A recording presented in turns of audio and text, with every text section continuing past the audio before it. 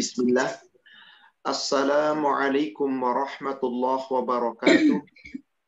Waalaikumsalam. Alhamdulillahi rabbil alamin. Hamdan katsiran tayyiban mubarakan fih kama yuhibbu rabbuna wa yarda. Ashhadu an la ilaha illallah wahdahu la syarika lah wa ashhadu anna Muhammadan abduhu wa rasuluhu la nabiyya ba'da. Allahumma salli wa sallim wa barik ala Muhammadin wa ala alihi wa ashabihi ajma'in wa man tabi'ahum bi ihsan ila yaumiddin amma ba'd. Ya ayyuhalladzina amanu taqullaha haqqa tuqatih wa la tamutunna illa wa antum muslimun. Ya ayyuhalladzina amanu taqullaha wa qulu qawlan sadida yuslih lakum a'malakum wa yaghfir lakum dhunubakum. Wa may yuti'illaha wa rasulahu faqad faza fawzan 'azima. Ma'asyiral muslimat rahimani wa rahimakumullah, Ibu Jamaah Majlis Talim Al-Azkar yang semoga dirahmati Allah, penyelenggara kajian kita pada siang hari ini dan seluruh jamaah yang ikut bergabung pada kajian kita hari ini. Alhamdulillah, kita panjatkan puji syukur kita kehadirat Allah Rabbul Alamin, Allah Jalla wa'ala, atas seluruh limpahan rahmat dan barokahnya kita masih diberi kesempatan untuk menimba ilmu. Semoga menambah ilmu kita, meningkatkan amal ibadah kita, meningkat pula iman dan takwa kita. Semoga Allah meridhoi kita dan memberikan ampunan untuk kita. Amin ya rabbal alamin. Salawat serta salam semoga terlimpahkan, tercurahkan kepada Nabi kita Rasulullah Muhammad sallallahu alaihi wasallam. Semoga tercurah kepada seluruh keluarga, sahabat dan seluruh pengikutnya hingga yaumil akhir. Ibu, Bapak, jamaah sekalian, kita akan masuk bahasan hadis ke-12 dari Syarh Arba'in An-Nawawiyah. Silahkan yang memiliki kitab Syarh Arba'in bisa membuka hadis ke-12. Meninggalkan sesuatu yang tidak bermanfaat. Halaman 73. Jika yang memiliki kitab itu adalah cetakan yang seperti ini. Halaman 73. Hadis ini adalah hadis yang hasan sahih yang diriwayatkan oleh Imam At-Tirmidzi dan yang lainnya dan bersumber dari sahabat Abu Hurairah. An Abi Hurairah radhiyallahu taala anhu qala. Dari Abu Hurairah, semoga Allah meridhoinya, dia berkata, qala Rasulullah sallallahu alaihi wasallam, telah bersabda Rasulullah sallallahu alaihi wasallam, min husni islamil mar'i tarkuhu ma la ya'ni. Sebagian dari kebaikan keislaman seseorang ialah orang tersebut meninggalkan sesuatu yang tidak bermanfaat baginya. Meninggalkan sesuatu ma la ya'ni, yang tidak berguna baginya, yang enggak ada manfaatnya baginya. Yakni baik itu manfaat untuk dunianya apalagi untuk akhiratnya. Artinya seorang muslim yang baik akan meninggalkan sesuatu yang sia-sia. Hadis ini hadis yang pendek tetapi memiliki makna yang begitu dalam. Nasihat yang sangat indah dari Rasulullah sallallahu alaihi wasallam. Hadis di atas juga diriwayatkan oleh Qurrah bin Abdurrahman dari Zuhri, dari Abu Salamah, dari Abu Hurairah, dan sanad-sanadnya telah dinyatakan sahih. Tentang hadis ini dia berkata, hadis ini kalimatnya pendek tetapi padat isinya. Semakna dengan hadis ini adalah ucapan Abu Dzar pada beberapa riwayat. Barang siapa yang menilai ucapan dengan perbuatannya, maka dia akan sedikit bicara dalam hal yang tidak berguna bagi dirinya. Jadi seorang muslim itu tidak asal bicara. Dia akan bicara melihat keadaan. Apakah berguna atau tidak pembicaraannya. Lebih baik daripada tidak berguna, dia akan diam. Demikian pula ketika dia berbuat sesuatu perbuatan. Apakah ada gunanya nggak perbuatan ini? Jika tidak ada gunanya, maka dia akan tinggalkan. Bukan berarti kita tidak boleh sama sekali berkata. Bukan berarti kita tidak boleh sama sekali berbuat. Bercanda dan seterusnya. Bercanda boleh, asal jangan melampaui batas.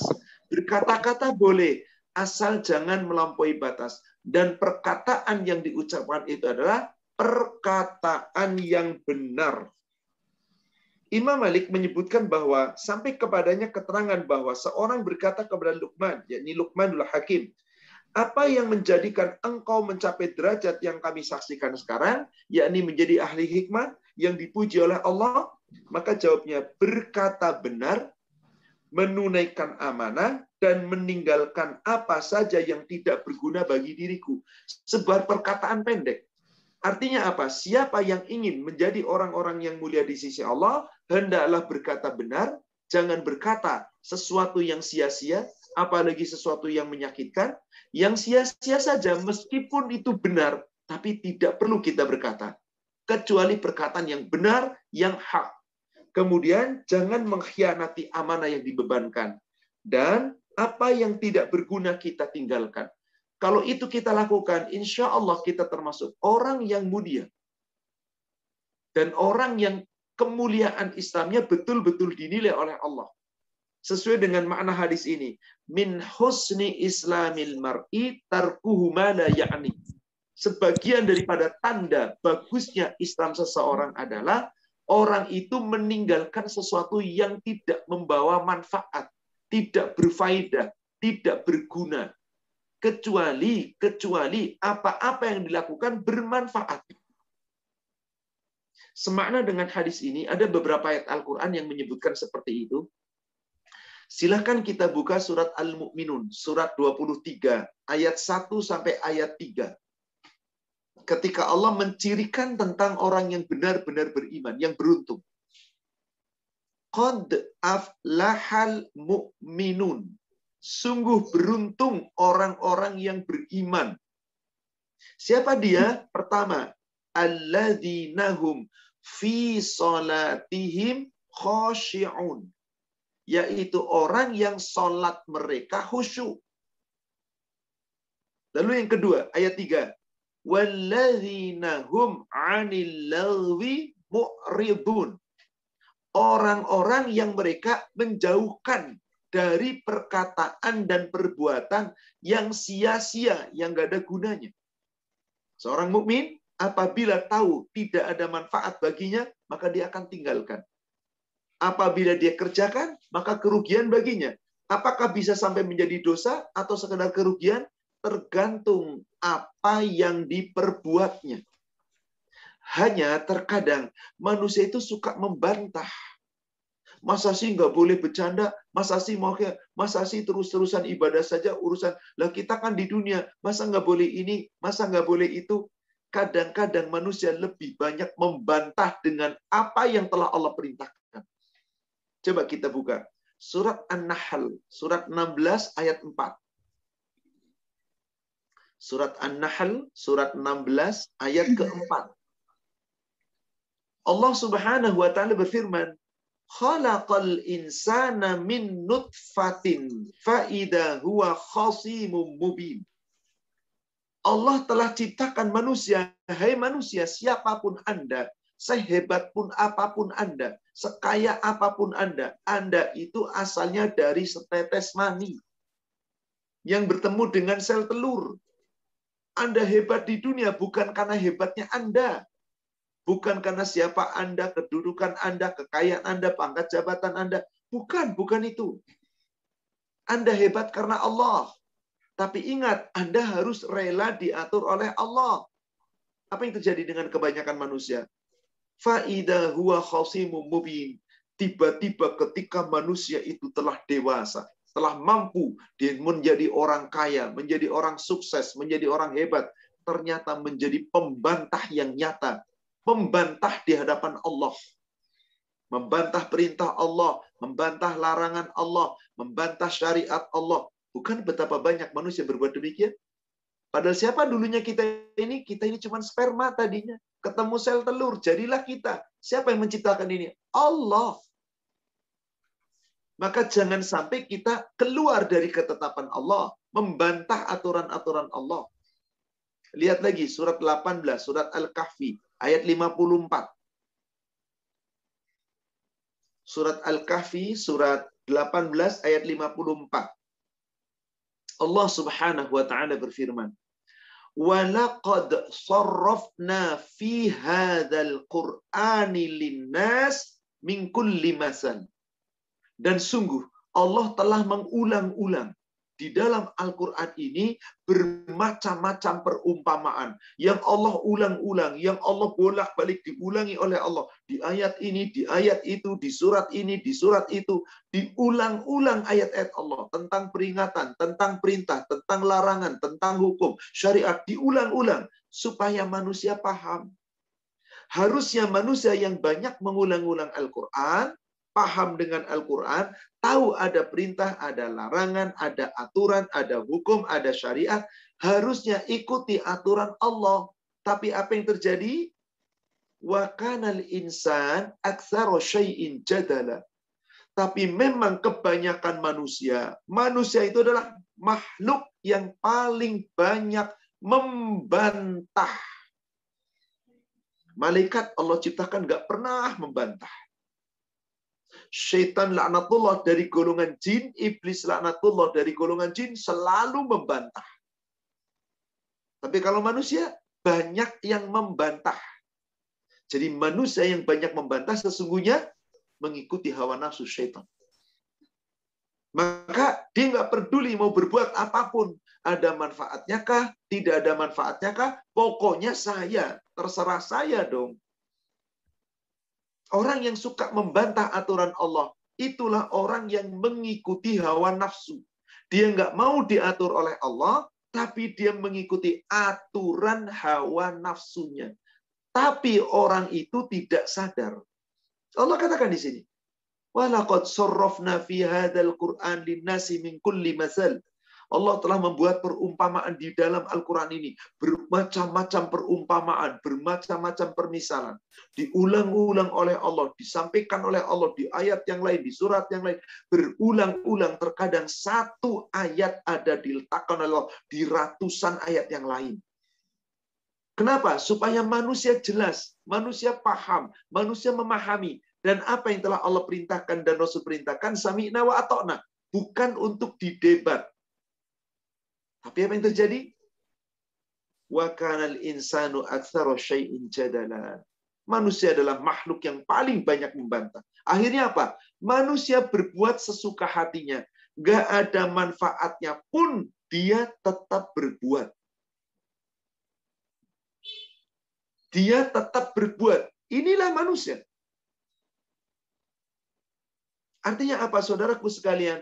Ketika manusia sudah tidak lagi peduli dengan aturan Allah, dia nggak berpikir lagi, adakah manfaatnya atau tidak yang diucapkan? Adakah manfaatnya atau tidak yang dia perbuat? Adakah manfaatnya atau tidak yang dia lakukan? Karena apa? Dia sudah mengikuti hawa nafsu, yang penting saya. Nggak peduli lagi dengan ketetapan Allah. Adakah orang seperti itu? Tentu saja ada, Allah sudah menyampaikan itu. Surat 45 ayat 23. Surat 45 ayat 23.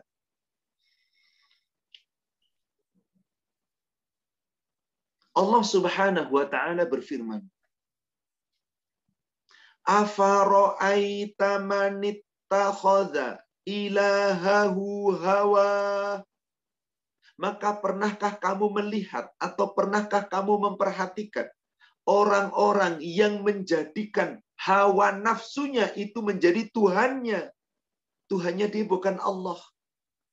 Tuhan yang ditaati, yang disembah, yang diibadahi bukannya Allah Rabbnya. Tapi hawa nafsunya selalu diikuti.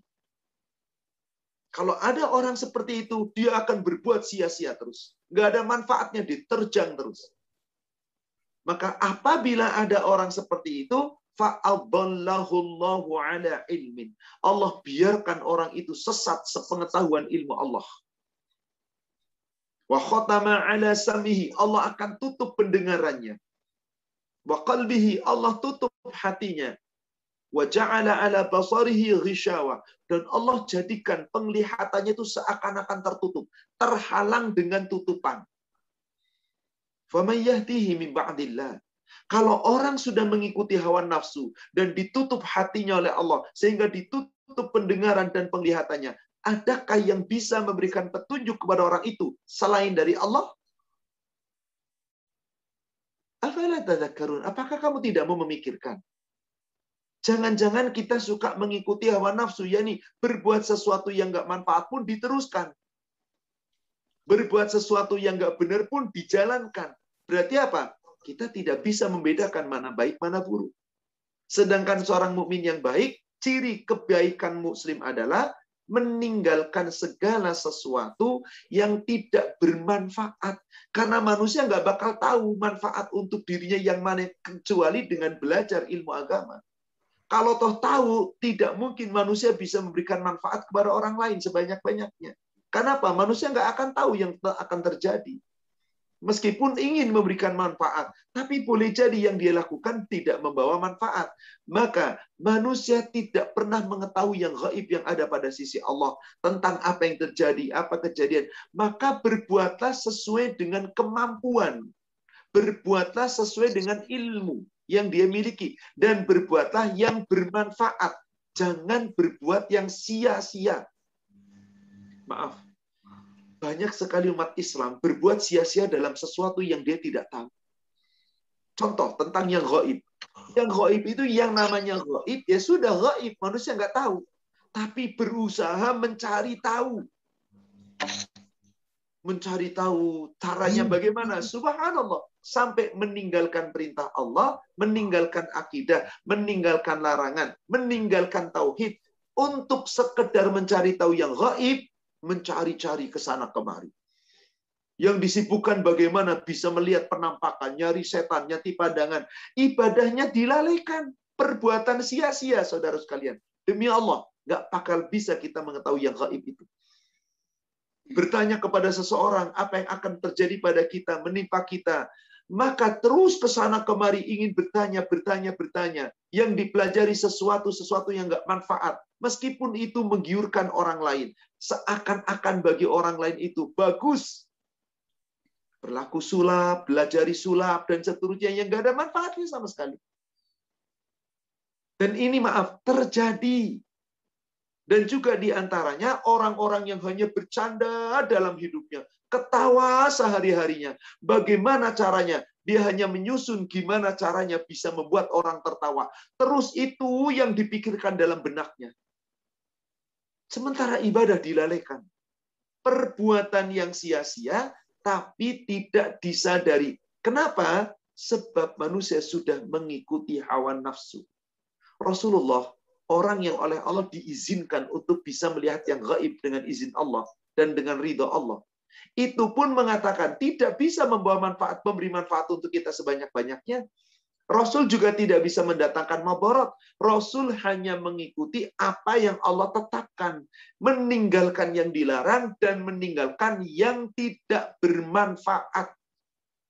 Coba ibu buka surat Al-A'raf. Surat 7, 188. Allah perintahkan kepada Nabi kita Muhammad SAW. Disampaikan ayat ini kepada Rasul, Rasul disuruh menyampaikan di hadapan para sahabatnya. Dan seakan-akan kita sedang mendengar Rasul bersabda melalui ayat Al-Quran ini. Allah yang perintahkan. Qul, Muhammad katakanlah. La amliku li nafsi naf'a wa la dharra illa ma sya Allah. Katakanlah, hai Muhammad, sesungguhnya aku tidak kuasa terhadap diriku membawakan manfaat, memberikan manfaat, atau memberikan mabarat. Kecuali Masya Allah, yang telah Allah tetapkan. Rasul nggak bisa sembarangan memberi manfaat untuk orang, memadoroti orang, mencelakakan orang. Tidak. Rasul pun tidak bisa menolak madarat yang ditimpakan Allah kepadanya, mendatangkan manfaat, kedatangan manfaat yang Allah berikan kepadanya. Ini Rasul tidak kuasa. Allah yang menentukan. Maka Rasul ingin selalu berbuat sesuatu yang membawa manfaat. Nggak ingin berbuat yang sia-sia. Sampai Rasul diperintahkan oleh Allah. Muhammad katakan, walau kuntu a'lamul ghaib, seandainya aku mengetahui yang gaib, lastakthartu minal khair, maka aku akan banyak berbuat kebaikan. Niscaya aku akan selalu berbuat kebaikan. Dan wa mamassaniya su, aku tidak pernah akan ditimpa suatu keburukan. Aku nggak akan ditimpa bahaya. Kalau aku tahu yang gaib, aku bisa berbuat sesuatu yang sesuai dengan kehendakku, lalu memberi manfaat, memberi madarat, aku nggak akan kena bahaya. Aku akan berbuat sesuatu yang manfaat sebanyak-banyaknya. Ketahuilah, aku ini, kata Rasulullah, bukanlah aku ini illa nadhirun, kecuali hanya pemberi peringatan, wa basyirun, pemberi kabar gembira, liqaumi yu'minun, bagi kaum yang benar-benar beriman. Ciri orang yang imannya benar, sempurna, meninggalkan sesuatu yang tidak membawa manfaat berupa apapun. Gurau canda yang berlebihan. Ya, sekali waktu bercanda boleh, bergurau boleh, tapi yang berlebihan, sekali waktu mungkin melihat sesuatu tontonan di YouTube, di TV boleh, tapi yang berlebihan, sesuatu mungkin berkata-kata, kata-kata yang isinya sesungguhnya kosong. Ya, hanya sekedar hiburan sedikit. Asal tidak berlebihan. Kalau sudah berlebihan, apalagi jika dicampur dengan dusta dan yang lain. Karena betapa banyak kita lihat seorang muslim berbuat sesuatu yang gak ada manfaat sedikit pun untuk agamanya. Paling untuk dunia, hanya senang dalam hati. Terutama, banyak orang menyangka perbuatan sia-sia dari ucapan, canda, gurau, dan seterusnya, nggak apa-apa, kan cuman iseng-iseng. Innalillahi wa inna ilaihi raji'un.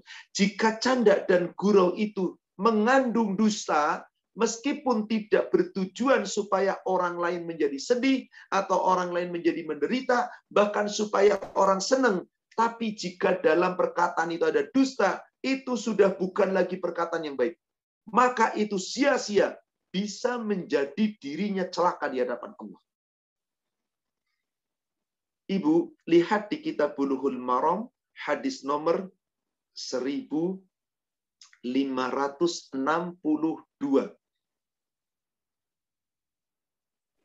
Mau dibacakan, Pak Ustadz? Silakan. Seska, boleh tolong dibacakan? Bismillahirrahmanirrahim. Dari Bahs bin Hakim, dari bapaknya, dari kakeknya, dia berkata, Rasulullah Shallallahu Alaihi Wasallam bersabda, celakalah orang yang berbicara, padahal ia berbohong untuk sekedar membuat orang-orang tertawa. Celakalah dia, kemudian celakalah dia. Hadis riwayat 3 orang imam dan sanadnya kuat. 3 orang imam yang dimaksud adalah An-Nasa'i, Ibnu Majah, An-Nasa'i, At-Tirmidzi, dan Ibnu Majah. Dari Bahs bin Hakim, dari bapaknya, dari datuknya. Qala Rasulullah sallallahu alaihi wasallam, wailul lilladzina yuhadditsuna fayakdzib. Celaka orang-orang yang banyak bercerita, orang-orang yang bercerita, tetapi di dalam ceritanya itu ada dusta. Fayakdzib, mereka itu dusta. Apa tujuannya? Liyudhika bihil qaum, supaya orang-orang senang, ketawa, bercanda ria, lalu ketawa-tawa. Wailullah, summa wailullah. Sungguh celaka dia, kemudian celaka dia. Orang yang bercanda, tapi isi candaannya itu dusta.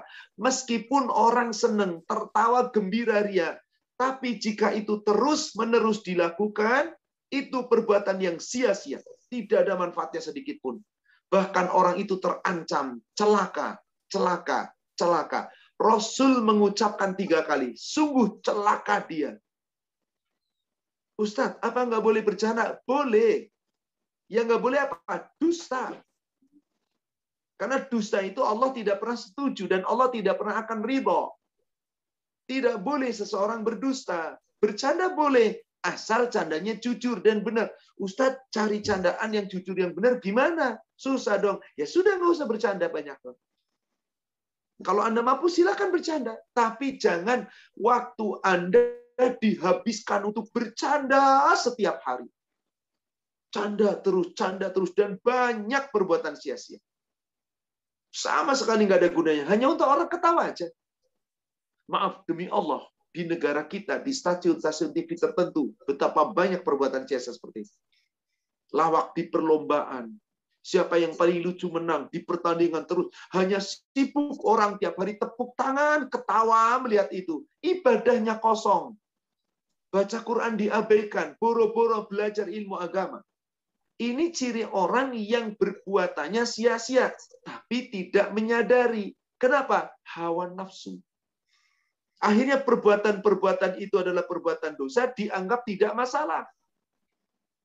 Padahal Allah katakan, daripada kita berkata seperti itu, mendingan mari kita berkekut diam. Diam itu lebih utama. Diam itu lebih baik. Diam itu suatu bijaksana yang sangat mulia. Silakan buka Bulughul Maram, hadis yang lain sebelumnya. 1514. Afwan, 1524, maaf. 1524. Bismillahirrahmanirrahim.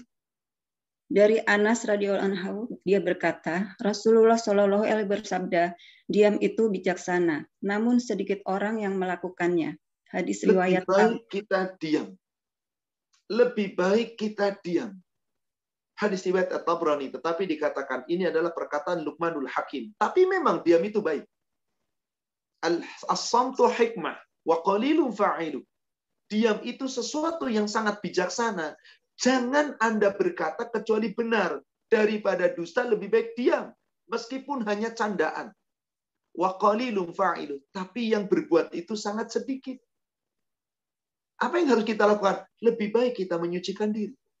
Bagaimana cara menyucikan diri? Kita berzikir, kita baca Quran, kita baca hadis, kita mengaji. Ustadz, boring dong. Apa itu terus-menerusan? Tidak. Silakan. Anda mungkin suatu ketika lihat Instagram, para wanita lihat Instagram, bagaimana masakan, bagaimana model pakaian. Silakan. Asal jangan melampaui batas. Kalau sudah melampaui batas, apalagi sudah isinya candaan terus-menerus, gurau dan seterusnya, apalagi nanti satu sindir satu sama lain, sesuatu yang gak ada manfaat, malah menjadi dosa. Tinggalkan. Maka di surat Al-A'la, surat 87, ayat 14 dan ayat 15, Allah berfirman, Qad aflaha man zakkaha. Qad aflaha man tazakka. Sungguh beruntung orang yang menyucikan diri. Wa dzakaros marabbihi fasalla. Orang-orang yang banyak mengingat Allah, banyak berzikir kepada Allah, banyak ibadah kepada Allah, dan lebih baik benar-benar menjalankan salat. Fasalla, dia salat. Salat wajibnya dijaga sebaik-baiknya, salat sunnahnya dijaga sebaik-baiknya, dan tidak akan berbuat sesuatu yang sia-sia. Dijaga. Kalau dia jaga seperti itu terus-menerus, itulah orang yang beruntung. Maka orang-orang yang selalu menyucikan jiwanya pasti beruntung. Lihat di surat yang lain, surat Asy-Syam, ayat ini mirip-mirip dengan surat Al-A'la. Biasanya kalau lagi belajar suka ketuker-tuker. Kalau di Al-A'la tadi, qad aflaha man tazakka wa dzakara isma rabbih fasalla, ayat 14 dan 15. Kalau di surat Asy-Syams, surat 91, di ayat yang ke-9, Allah berfirman, qad aflaha man zakkaha. Maknanya siapa? Sama, yang menyucikan jiwanya. Anta zakka, orang-orang yang menyucikan jiwanya. Zakkaha, orang-orang yang menyucikan jiwanya. Wa qad khaba man dassaha, dan sungguh orang yang mengotori jiwanya rugi. Anda pengen untung? Bersihkan jiwa kita dari kata-kata kotor, perbuatan sia-sia yang gak ada gunanya. Yang mengotori jiwa itu tadi diantaranya yang berkata sia-sia, berkata kotor, suka berdusta. Khaba man dassaha. Mereka adalah orang yang suka mendustakan. Artinya apa? Orang itu tidak akan ada beruntung. Orang itu tidak akan beruntung ketika seperti itu. Saudaraku sekalian, semuanya itu adalah hawa nafsu setan yang menyelimuti manusia. Karena manusia ingin tergesa-gesa nikmatnya dunia, dia nggak berpikir tentang akhirat. Setan yang banyak menyerumuskan manusia, sehingga banyak manusia berbuat sesuatu yang tidak berguna. Kenapa? Karena hawa nafsu setan lebih dominan. Coba kita buka Bulughul Maram nomor 1558.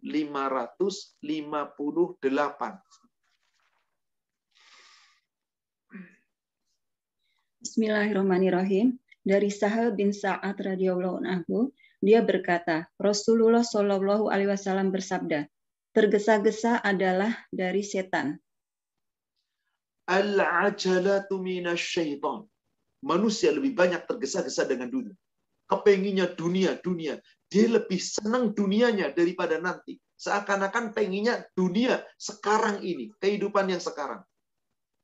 Maka orang yang berpikiran hanya dunia saja, yang lebih disenangi adalah dunianya, lalu dia lupakan akhiratnya, maka itulah orang yang mengikuti hawa nafsu syaitan.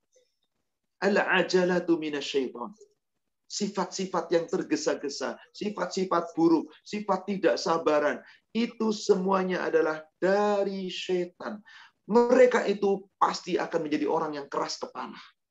Nggak mempan nasihat. Dan apakah nanti manusia itu terbebas semuanya dari pertanggungjawaban Allah? Tidak, saudaraku sekalian. Nanti akan ada pertanggungjawaban yang sangat berat. Untuk itu, mari saudaraku sekalian, jangan sampai kita berlaku sesuatu yang tidak benar. Ingat, mari kita berusaha sebaik-baiknya. Jangan pernah kita mengikuti hawa nafsu setan. Allah pernah bertanya, tahukah kamu kepada siapa setan-setan itu turun, Allah turunkan? Coba kita buka suratnya. Surat As-Su'ara, surat 26. Surat As-Su'ara, surat 26.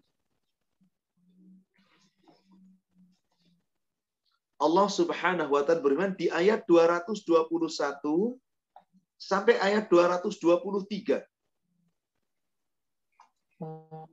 Hal unabbi'ukum ala ma tanazzalu syayatin.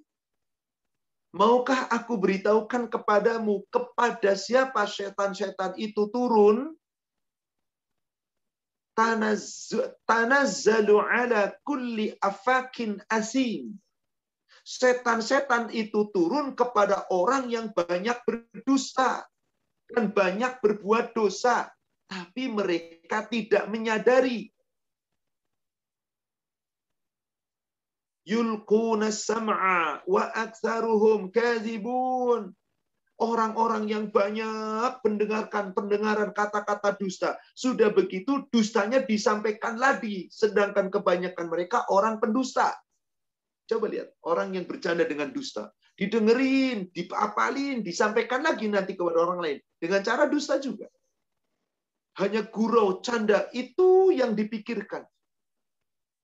Maka orang-orang yang sudah disesatkan oleh setan pasti akan lari dari Al-Quran. Akan lari dari ingat Allah.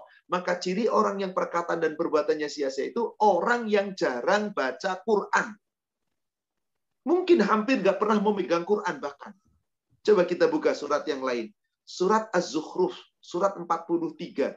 Ayat 36 dan ayat 37.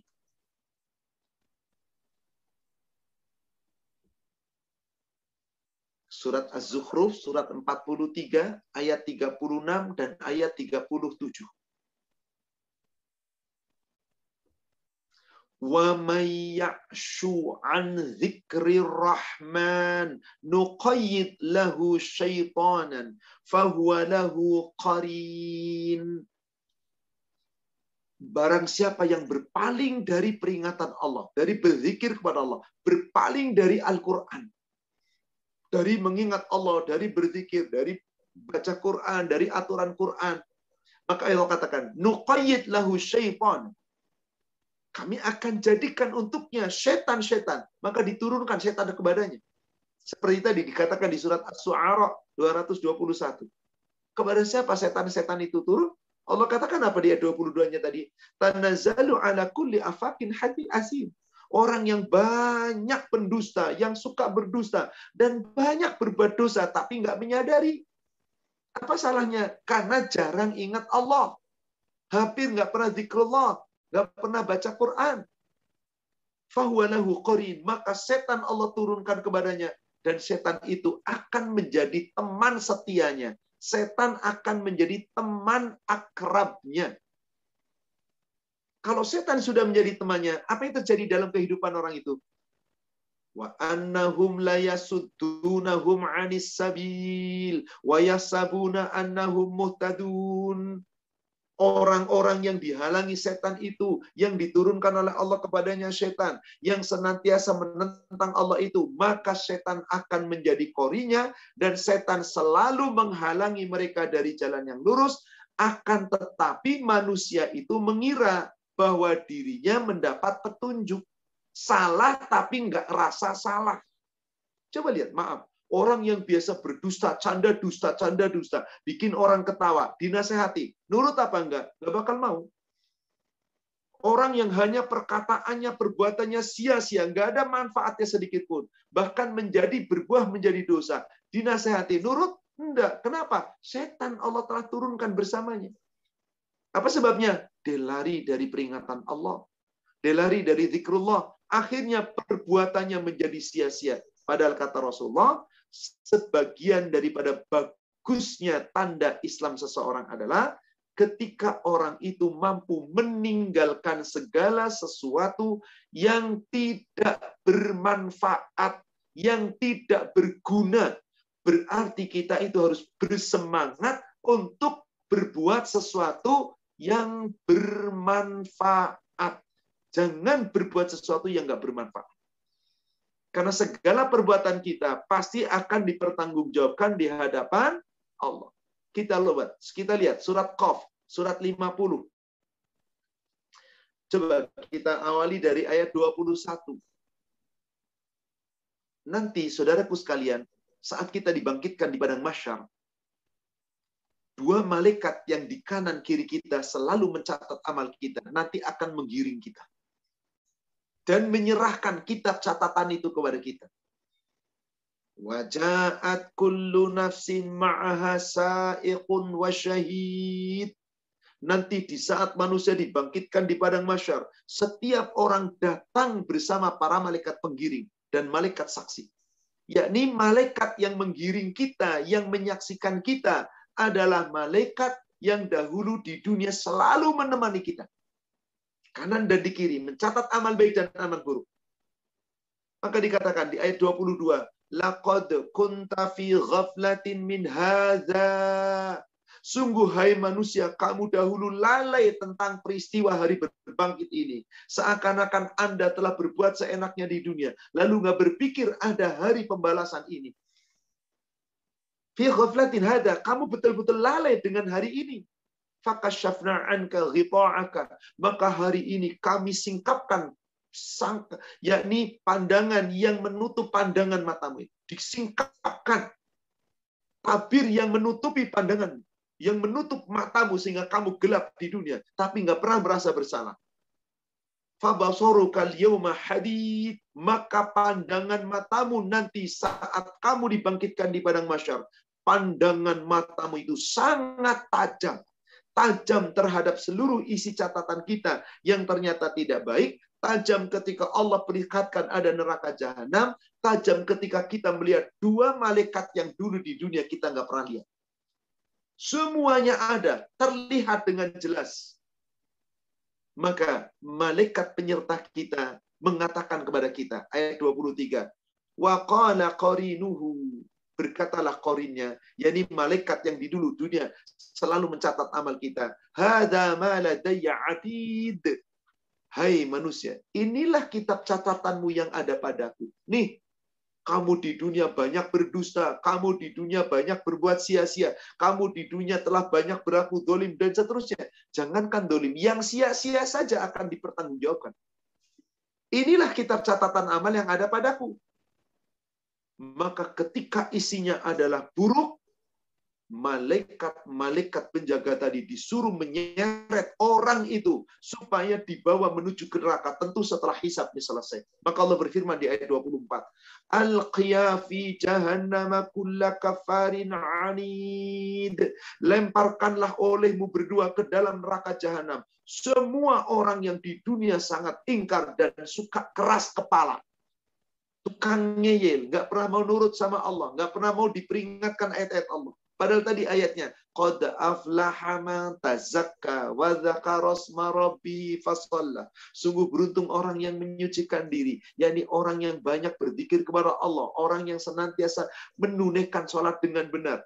Qad aflaha man zakkaha wa qad khaba man dassaha. Sungguh beruntung orang yang menyucikan jiwa, sungguh rugi orang yang mengotorinya. Siapakah yang dilemparkan itu? Di ayat 25. Manna'in lil khairi mu'tadim murib. Yang sangat enggan melakukan perbuatan-perbuatan yang baik dan melampaui batas dan terus bersikap ragu-ragu tentang akhirat. Yang ada serius dengan dunia. Sehari-hari waktunya habis untuk dunia. Habis waktunya untuk dunia. Na'udzubillah. Summa na'udzubillah. Maka ada korin dari kalangan malaikat yang selalu mengiring. Orang yang di dunianya selalu melupakan Allah, tidak mau ingat Allah, ditemani oleh setan, maka nanti setannya dan manusianya bareng-bareng akan Allah masukkan ke dalam neraka.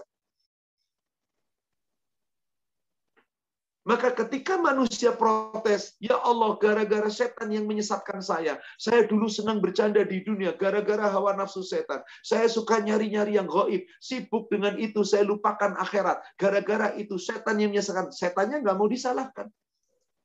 Coba lihat ayat ke-27-nya, langsung ke ayat 27. Qala qarinuhu, yakni setan-setan yang menyertainya berkata, Rabbana ma atghaituhu walakin kana fi dhalalin ba'id, fi dhalalin ba'id. Wahai Rabb kami tidak pernah menyesatkan manusia, wahai Rabb kami, tetapi mereka sendiri, manusia sendiri berada dalam kesesatan yang jauh. Bukan salah kami, nggak mau tuh disalahkan setan. Padahal siapa yang menyesatkan kebanyakan manusia? Setan. Tapi itu hawa nafsu. Anda telah diingatkan tadi. Rasul mengatakan tadi. Hadis Kitab Bulughul Maram 1558 telah dikatakan tadi. Apa? Sifat ajalah itu dari setan. Kalau begitu setan itu kita jauhkan dari hawa nafsu kita. Jangan sampai hawa nafsu kita mengikuti langkah setan. Nanti setan tidak bertanggung jawab. Manusia sendiri yang telah melakukan kesesatan yang sangat jauh. Maka apa kata Allah di ayat 28-nya? Qala, Allah berfirman, la tahtasimu ladayya, wahai manusia, wahai setan, jangan kamu bertengkar di hadapanku. Wa qad qaddamtu ilaikum bil wa'id. Sungguh dahulu aku telah memberikan ancaman kepadamu di dunia. Jangan berbuat sia-sia, jangan berbuat sesuatu yang buruk, jangan berbuat dosa. Dan semua ancaman Allah itu telah diancamkan di dunia dengan adanya ancaman neraka. Tetapi mereka tidak mengikuti Allah di dunia. Maka apa kata Allah di ayat 29-nya? Ma yubaddalul qawlu ladayya wa ma ana bidhallamin lil 'abid. Keputusanku tidak bisa dirubah. Aku tidak mendolimi hamba-hambaku sedikit pun. Hamba itulah yang telah mendolimi diri sendiri. Saudaraku seiman, Bapak Ibu jamaah sekalian yang semoga dirahmati Allah. Mari tinggalkan sesuatu yang tidak ada gunanya. Apalagi kalau itu jelas-jelas berbuat dosa. Jangan, tinggalkan sebaiknya. Sesuatu yang nggak bermanfaat, yang pada hakikatnya nggak menimbulkan dosa, itu saja suruh ditinggalkan. Apalagi yang menjadikan dosa, wajib ditinggalkan. Yang nggak manfaat, ditinggalkan. Hanya yang nggak manfaat kalau tidak ditinggalkan. Sepanjang dia tidak sampai melalaikan Allah, tidak sampai berbuat dosa, berbuah dari sesuatu yang menjadi dosa, maka perbuatan mubah itu insya Allah tidak sampai menimbulkan dosa. Hanya perbuatan mubah itu tidak baik saja. Yang lebih baik bagaimana? Kita tinggalkan. Tapi itulah manusia, memiliki hawa nafsu yang kadang-kadang ingin berbuat sesuatu yang tidak ada manfaatnya. Sudah tahu persis manfaat untuk dunianya nggak ada, akhiratnya nggak ada. Tapi hawa nafsu saja yang senang. Maka diperbuat terus, silahkan. Silahkan. Berarti keimanan, keislaman kita belum sempurna. Maka bagaimana agar iman kita dan Islam kita bisa sempurna? miliki rasa malu. Kata Rasul, malu itu sebagian dari iman. Malu itu adalah sebagian daripada iman. Coba kita buka hadisnya. 1000 di Bulughul Maram 1570.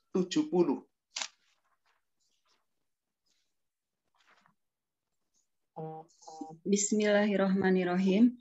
Dari Ibnu Umar radhiyallahu anhu, dia berkata, Rasulullah Shallallahu alaihi wasallam bersabda, malu itu termasuk bagian dari iman. Al-haya'u minal iman. Malu itu termasuk bagian daripada iman. Jadi kalau ada seseorang punya iman, wajib memiliki rasa malu. Malu kepada siapa? Malu kepada Allah. Mau berbuat sia-sia, malu. Mau berkata dusta, malu. Mau berbuat dosa, apalagi malu. Lalu tidak jadi, lalu ditinggalkan. Inilah orang yang punya iman. Tapi kalau dia tidak punya malu, berarti tidak sempurna imannya. Dia akan berbuat apapun yang dia inginkan. Sampai-sampai akhirnya, jika rasa malu sudah tercabut di dalam dadanya, maka orang itu nggak punya rasa malu sama Allah, dia akan berbuat apapun yang dia inginkan. Akhirnya apa? Seperti tadi yang Allah sampaikan. Surat 45 ayat 23. Mengikuti hawa nafsu. Silahkan berbuat kalau memang ada yang Anda inginkan. Coba Ibu tambahkan satu hadis berikutnya. 1571-nya. Bismillahirrahmanirrahim. Dari Abu Mas'ud radhiyallahu anhu, dia berkata, Rasulullah Shallallahu alaihi wasallam bersabda, di antara nasihat yang diperoleh manusia dari sabda nabi-nabi terdahulu adalah, apabila kamu tidak mempunyai malu, maka berbuatlah sekehendakmu. Coba Ibu, Bapak perhatikan hadis ini. Kata Abdullah bin Mas'ud begini, Inna mimma adrokan nas min kalamin nubuwatil ula, idha lam tastati' fasna' ma syi'ta. Sesungguhnya yang didapati oleh umat-umatnya para nabi, sejak nabi-nabi terdahulu, para nabi berkata kepada umatnya, termasuk Nabi kita Muhammad Sallallahu Alaihi Wasallam berkata kepada umatnya. Sahabat langsung dengar sabda Rasul. Kita nggak langsung, tapi kita bisa menyimak hadis ini. Seakan-akan Rasul sedang bicara dengan kita. Apa kata Rasul? Idza lam tastahi, jika kamu tidak punya rasa malu, fasna' ma syi'ta. Lakukan apa yang kamu kehendaki. Maaf, kira-kira menurut ibu dan bapak, lakukan apa yang kamu kehendaki. Perbuat apa yang kamu inginkan. Ini kira-kira menurut ibu kalimat ini kalimat perintah atau kalimat larangan? Kalimat perintah atau larangan? Jika kamu tidak malu, berarti kamu tidak punya iman, lakukan apa yang kamu inginkan. Terserah kamu mau berbuat apa. Silakan. Kalimat perintah atau larangan kira-kira Ibu? Larangan. Isinya jika kamu tidak malu, lakukan yang kamu inginkan. Kok larangan? Kalau larangan, jangan kamu lakukan. Sindiran. Apa Bu? Sindiran. Kalau ada kalimat perintah, tapi tujuannya adalah larangan, berarti sindiran. Celaan, hinaan. Kalau dalam bahasa Indonesia itu ada gaya bahasa apa namanya, Bu? Sarkasme. Maaf, kira-kira Ibu pernah nggak bicara itu seperti itu kepada anak Ibu? Pernah, Ustadz. Pernah. Kapan Ibu berbicara sama anak Ibu seperti itu? Terserah kamu deh, Nak. Lakukan deh sesuka kamu. Kapan Ibu ngomong seperti itu? Kalau lagi anaknya udah kamu dengar. Lagi marah, Ustaz. Ya udah nggak usah pulang, nggak apa-apa. Nggak usah pulang. Kalau ternyata nggak pulang gimana, Bu? Ya, sedih lah. Sedih. Katanya nggak usah pulang. Malah nggak pulang tambah marah. Gimana? Nangis dicariin. Kalau diberi nasihat tidak didengarkan. Artinya apa? Ketika seseorang sudah dikasih tahu dengan lemah lembut, nggak nurut juga. Diperingatkan dengan keras, nggak nurut juga. Sudah pakai diancam, nggak nurut juga. Ya udahlah, terserah kamu deh. Artinya saat itu sudah dibiarkan. Kalau sudah dibiarkan, kalau gitu dah. Memang sudah kelewatan orang seperti ini. Dibiarkan begitu saja. Berarti Allah berbicara, Rasul berbicara seperti ini. Ketika Rasul marah, lihat umatnya, lihat sahabatnya, pada nggak mau nurut sama aturan Allah dan Rasul. Ya sudah, terserah Anda. Anda nggak punya iman. Resiko tanggung sendiri. Resiko tanggung sendiri. Ayat yang semakna dengan hadis ini, coba Ibu buka surat 41 ayat 40. Surat 41 ayat 40. Allah Subhanahu wa taala berfirman, surat 41 adalah surat Fussilat atau Hamim As-Sajdah ayat 40. Allah berfirman begini. Innalladzina yulhiduna fi ayatina la yakhfauna alaina. Sesungguhnya orang-orang yang mengingkari ayat-ayat kami. Ayat-ayat Allah itu ada dua. Ada ayat-ayat kauniyah, tanda-tanda kebesaran Allah, ciptaan Allah, keagungan Allah. Ada ayat-ayat qauliyah, ada syariat, ada perintah, ada larangan, ada hukum, aturan. Siapa saja manusia yang mengingkari ayat Allah, baik yang kauniyah, tanda kebesaran Allah, atau hukum syariat, hukum-hukum Allah, kata Allah, silahkan mengingkari. Tapi la yakhfauna alaina. Tidak akan tersembunyi dari kami. Gak bakal bisa ngeles sama Allah. Sampai ada pertanyaan. Afamayyulqa finnari khairun amma ya'ti aminan yaumal qiyamah? Apakah orang-orang yang nanti dilempar ke neraka menurut Anda itukah yang lebih baik? Atau orang-orang yang menemui Allah di hari akhirat, di hari kiamat dengan rasa aman, masuk surga? Pertanyaannya aneh, Bapak Ibu sekalian. Apakah orang yang dilempar ke neraka yang lebih baik atau yang masuk surga? Pasti jawaban kita yang masuk surga. Sampai kenapa Allah pertanyaan? Pertanyaan ini hinaan, celaan, sindiran. Sebagaimana tadi Rasul katakan. Kalau nggak punya malu, ya sudah lakukan.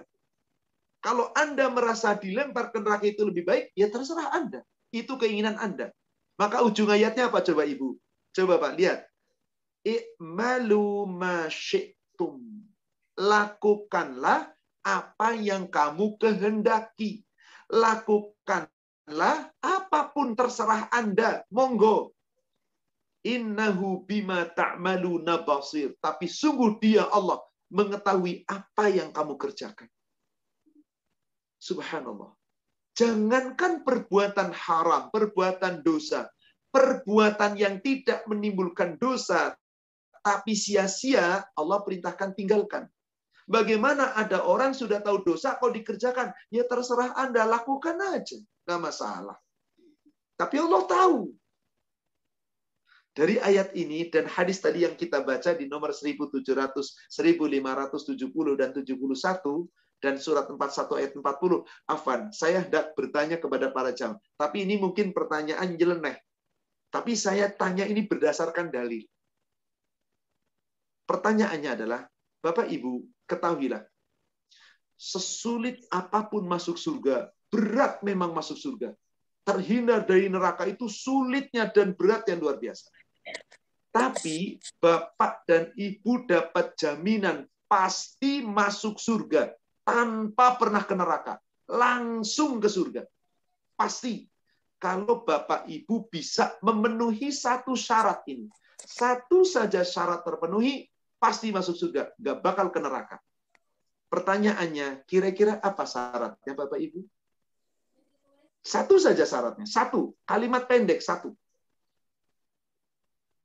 Berkata jujur. Berkata jujur. Terus? Takwa. Taat. Taat. Iya. Tauhid. Tauhid tidak syirik, Ustaz. Tidak syirik. Jujur, tidak syirik. Itu sulit membuktikan. Diam. Jujur, suatu ketika dusta. Taat, suatu ketika kumat. Tidak menjalankan perintahnya. Menjalankan beriman, serah diri, menjauhi larangannya pada Allah.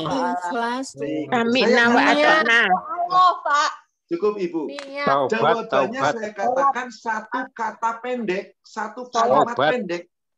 Taubat, taubat. Ridho Allah. Ridho Allah. Semuanya kurang tepat. Tauhid. Semuanya kurang tepat. Tauhid. Bisa meridai Allah untuk Tidak diterima syirik. taubatnya. Tidak melakukan syirik. Baik, cukup Istiqomah. Ibu. Saya kasih jawaban pendek. Jawaban ini pasti. Siapa yang bisa memenuhi syarat ini pasti. Apa itu syaratnya? Bapak, Ibu ketika mati jangan bawa dosa sedikit pun, sekecil apapun. Pasti masuk surga. Benar apa benar? Yakin Ibu, nggak bawa dosa, sedikit pun nggak ada dosa, pasti masuk surga. Betul apa enggak? Betul. Cuman mungkin pada beraneh, Pak Ustadz pertanyaannya aneh, mana ada orang nggak bawa dosa? Jangankan manusia, Nabi aja punya dosa kok. Bedanya Nabi itu maksum, dapat jaminan ampunan. Tiap manusia banyak dosa. Kok nggak bawa dosa? Oke, kalau gitu. Pertanyaan berikutnya. Bapak Ibu, tahukah Bapak Ibu apa sih sebabnya dosa? Melanggar perintah Allah, aturan Allah, syariat Allah, hukum Allah. Jadi berbuah dosa. Betul? Betul. Nah, kalau begitu, saya akan rubah lagi syaratnya. Anda, Ibu, Bapak, mau berbuat dosa, silahkan. Mau maaf, berzina, silahkan. Mau makan riba, silahkan. Mau dolim sama orang, silahkan. Nggak sholat, nggak puasa, berbuat syirik, nggak pernah tobat. Silahkan lakukan perbuatan Anda sesuka Anda. Anda dijamin tetap bisa masuk surga. Pasti masuk surga. Asal satu syarat terpenuhi. Monggo, jawabannya apa sekarang? Husnul khotimah. Tobat. Gimana mungkin ada orang berdosa kok husnul khotimah? Tobat. Tobatan nasuha. Tobat. Kalau sebentar, Tobatan nasuha. Tobat. Baca syahadat. Minta ampun kepada Allah. Istighfar Baik, sebanyak-banyaknya. Baca Baik, sudah istighfar cukup jawabannya. sebanyak-banyaknya. Allah kasih rahmat. Bagaimana mungkin kita berbuat seenak-enaknya bisa dapat rahmat? Bagaimana mungkin orang lagi maksiat ingat tobat? Bagaimana mungkin kita nggak bisa? Saya katakan tadi, silahkan Anda sepanjang hidup terus berbuat maksiat, memakan riba, berbuat syirik, nggak usah pernah sholat, zalim sama orang, korupsi sebanyak-banyak. Silahkan. Mati Anda sampai mati, Anda dijamin masuk surga. Apa dong Ustadz syaratnya? Baik. Syaratnya Ibu, Bapak, di saat Bapak Ibu sedang berbuat dosa, berbuat maksiat, berbuat dolim, ngumpet-ngumpet, ninggalin sholat, ninggalin ibadah, jangan sampai ketahuan Allah. Jangan sampai kelihatan Allah. Tidak mungkin lah. Gak mungkin lah. Ustadz nih gimana? Lah kan tadi ayatnya jelas Ibu, surat 41 ayat 40. Udah tahu Allah pasti lihat kita. Kenapa kita tetap nekat? Sudah tahu Allah selalu mengawasi kita. Kenapa kita berbuat dolim? Kenapa kita berbuat maksiat? Kenapa kita mengikuti hawa nafsu setan? Kenapa kita terlalu berbuat dosa? Berarti Anda nggak takut sama Allah. Maka kalau nggak takut sama Allah, nggak punya rasa malu. Kalau nggak punya rasa malu, kata Rasul, ya sudah terserah Anda. Kata Quran, silahkan Anda berbuat sesuka hati Anda. Lakukan apa yang kamu kehendaki. Tapi ujung ayatnya Allah katakan, innahu bima ta'maluna basir. Allah itu mengetahui yang kamu lihat. Kalau Anda sudah tahu selalu dilihat Allah, lalu kenapa mesti nekat? Kenapa masih bisa berani mundur-mundur sholat? Kenapa masih berani menghibah? Kenapa masih berani mendengki orang? Kenapa masih berani dolim sama orang? Kenapa masih berani berdusta? Karena Anda sesungguhnya belum sempurna imannya. Maka mari saudaraku sekalian, agar bisa sempurna iman kita, ciri Islam yang baik, mari apabila ada sesuatu yang nggak bermanfaat untuk kehidupan agama kita, untuk bekal akhirat kita, tinggalin.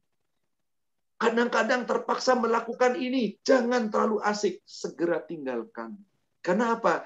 Karena ini nggak ada gunanya untuk akhirat, hanya senang sementara di dunia.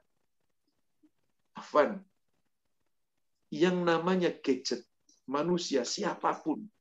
Ya Allah, mungkin hampir tiap hari dipegang. Apa nggak boleh Ustaz? Boleh kalau memang untuk kebaikan. Kontrol anak-anak, ibu baca Quran di sana, kemudian mencari ilmu agama di sana, membalas WA misalkan ada pertanyaan dibalas ini dan itu, nggak ada masalah. Tapi kalau sehari-hari disibukkan dengan itu, sampai zikrullah pun dikalahkan, baca Quran dikalahkan, urusan ibadah panggilan Allah dikalahkan, Anda akan mempertanggungjawabkan itu semua nanti di hadapan Allah. Jika nggak mau lagi takut disampaikan, nggak mau lagi diatur, sudah mengikuti hawa nafsu, ayat ini pamungkasnya. I'malu ma syi'tum innahu bima ta'maluna basir. Lakukan apa yang kamu kehendaki, tapi Allah tahu apa yang kamu lakukan. Hadis tadi dari Rasulullah mengatakan, jika kamu tidak malu, lakukan apa yang kamu kehendaki. Idza lam tastahi fasna ma syi'ta. Dari uraian ini, saudaraku seiman, ketahuilah, jangan berbuat kecuali perbuatan yang membawa manfaat. Apa-apa yang tidak bermanfaat, jauhilah. Sebab sebagian ciri Islam seseorang baik meninggalkan sesuatu yang tidak bermanfaat. Saya tutup dengan sebuah hadis di kitab Bulughul Maram 1521. Silakan dibaca, lalu kita adakan tanya jawab. Bismillahirrahmanirrahim. Dari Abu Hurairah radhiyallahu anhu, dia berkata, Rasulullah Shallallahu alaihi wasallam bersabda, termasuk baiknya keislaman seseorang ialah ia meninggalkan apa yang tidak berguna baginya. Apapun yang tidak berguna, mari Bapak Ibu, sedikit demi sedikit, insya Allah, semoga betul-betul kita meninggalkan sesuatu yang tidak berguna. Kecuali sesuatu yang bermanfaat dibawa ke yaumil akhir sebagai bekal amal ibadah. Wallahu a'lam. Demikian yang bisa disampaikan tentang hadis nomor 12, yakni tentang tinggalkan segala sesuatu yang tidak bermanfaat. Wallahu a'lam. Saya kembalikan kepada admin Ibu Dinuk, silakan untuk kita lanjutkan tanya jawab. Ya, terima kasih. Syukron Bapak Susilo. Semoga kita bisa mengontrol hawa nafsu kita, baik perkataan maupun perbuatan. Yang tidak bermanfaat kita tinggalkan, yang bermanfaat kita tingkatkan, agar dapat menyempurnakan keimanan dan ketakwaan kita. Baik Ibu Natal atau Ibu Satyorini, Ibu Ming, bisa dibacakan pertanyaan-pertanyaan yang ada di chat room. Monggo. Ibu Natal.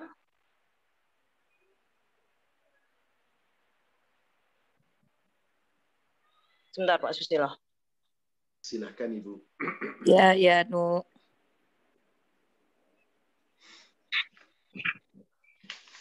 Bismillahirrahmanirrahim. Mulai baca pertanyaan ya Pak Ustadz. Silakan.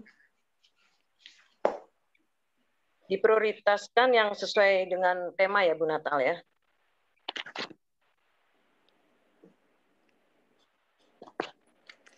Assalamualaikum Pak Ustadz. Dulu Quran surat Luqman, lahwi hadis, apa maknanya? Dan begitu juga Quran surat Az-Zariyat. Bagaimana dengan istilah janganlah tenggelam dalam kebodohan dan kelalaian? Para ulama menyebutkan lahwil hadis adalah nyanyian, syair-syair, sajak-sajak yang isinya boleh jadi sanjungan pujian kepada Rasulullah, sanjungan pujian kepada Allah yang berlebih-lebihan terus-menerus sehingga sampai melupakan ibadah. Itulah yang dimaksud lahwan hadis. Lahwan itu perkataan, hadis itu lahwan itu sia-sia, hadis itu perkataan. Sama seperti tadi surat 23 ayat yang ketiga, anil lahwi mu'ridun, dari segala sesuatu yang sia-sia, yang melampaui batas ditinggalkan. Baik itu dari perkataan, baik itu dari perbuatan, maka sebagian ulama mengatakan lahwul hadis adalah nyanyian-nyanyian yang disertai dengan musik-musik yang melampaui batas sehingga melupakan Allah. Wallahu a'lam. Baik, lanjut Pak Ustadz. Apakah tidak mencatat utang piutang termasuk melanggar atau membantah ketentuan atau aturan Allah? Tidak mencatat, tidak melampaui batas. Apakah perbuatan sia-sia tidak mencatat? Tidak. Karena pada hakikatnya di zaman Rasul dahulu, hutang piutang tidak tercatat, tidak masalah. Yang penting si penghutang dan si piutang, ya si penghutang yakni orang yang menghutang dan piutang yang memberi hutang sama-sama yakin dan sadar bahwa saya telah ada transaksi hutang piutang. Tapi karena manusia itu sifatnya pelupa, lalai, maka sebaiknya dicatat. Ingat, ayat yang pertama Allah turunkan kepada kita dari surat Al-Alaq. Itu yang pertama kali Allah ajarkan kepada kita itu adalah kolam. Kolam itu apa? Mencatat, pena. Iqra bismi rabbikal ladzi khalaq. Bacalah dengan menyebut nama Allah yang telah menciptakanmu. Khalaqal insana min 'alaq. Allah ciptakan manusia dari segumpal darah. Iqra wa rabbukal akram. Bacalah dengan menyebut nama Allah, Rabbmu yang maha mulia. Alladzi 'allama bil qalam. Ayat 4. Allah itu mengajarkan manusia dengan perantaran kolam, pena, alat tulis. Alamal insan ma lam ya'lam, yakni mengajarkan manusia sesuatu yang tadinya tidak tahu. Itulah gunanya Allah memberikan pengajaran dengan ditulis agar kita ketika menulis jadi ingat. Sama orang hutang piutang, nggak ditulis nggak ada masalah sepanjang kedua-duanya tidak saling berkhianat. Tapi ketika ada yang khianat, yang berhutang mengatakan, enggak, mana buktinya? Nggak ada catatan. Siapa yang rugi? Yang memberi hutang. Salahnya sendiri, ada nggak nulis. Tapi apakah melampaui batas ketika tidak menulis hutang? Tidak mengapa. Tapi bagaimana kalau ditulis? Itu lebih baik. Agar apa? Jangan sampai nanti di yaumil akhir, itu semua akan dipertanggungjawabkan. Kelak, Ibu ketahuilah, hutang piutang itu sesuatu yang sering dianggap remeh. Padahal hutang piutang itu dipertanggungjawabkan sampai nanti di yaumil akhir. Ingat, seorang yang punya hutang nggak diselesaikan di dunia, itu nanti ruhnya tertahan, belum mampu masuk surga karena hutang-hutangnya. Coba Ibu baca Bulughul Maram 566. Bulughul Maram 566. 566 ya, Ustaz. Ya. Dari Abu Hurairah radhiyallahu anhu, dari Nabi Shallallahu alaihi wasallam, beliau bersabda, jiwa seorang mukmin tertahan dengan hutangnya hingga dibayarkan hutangnya.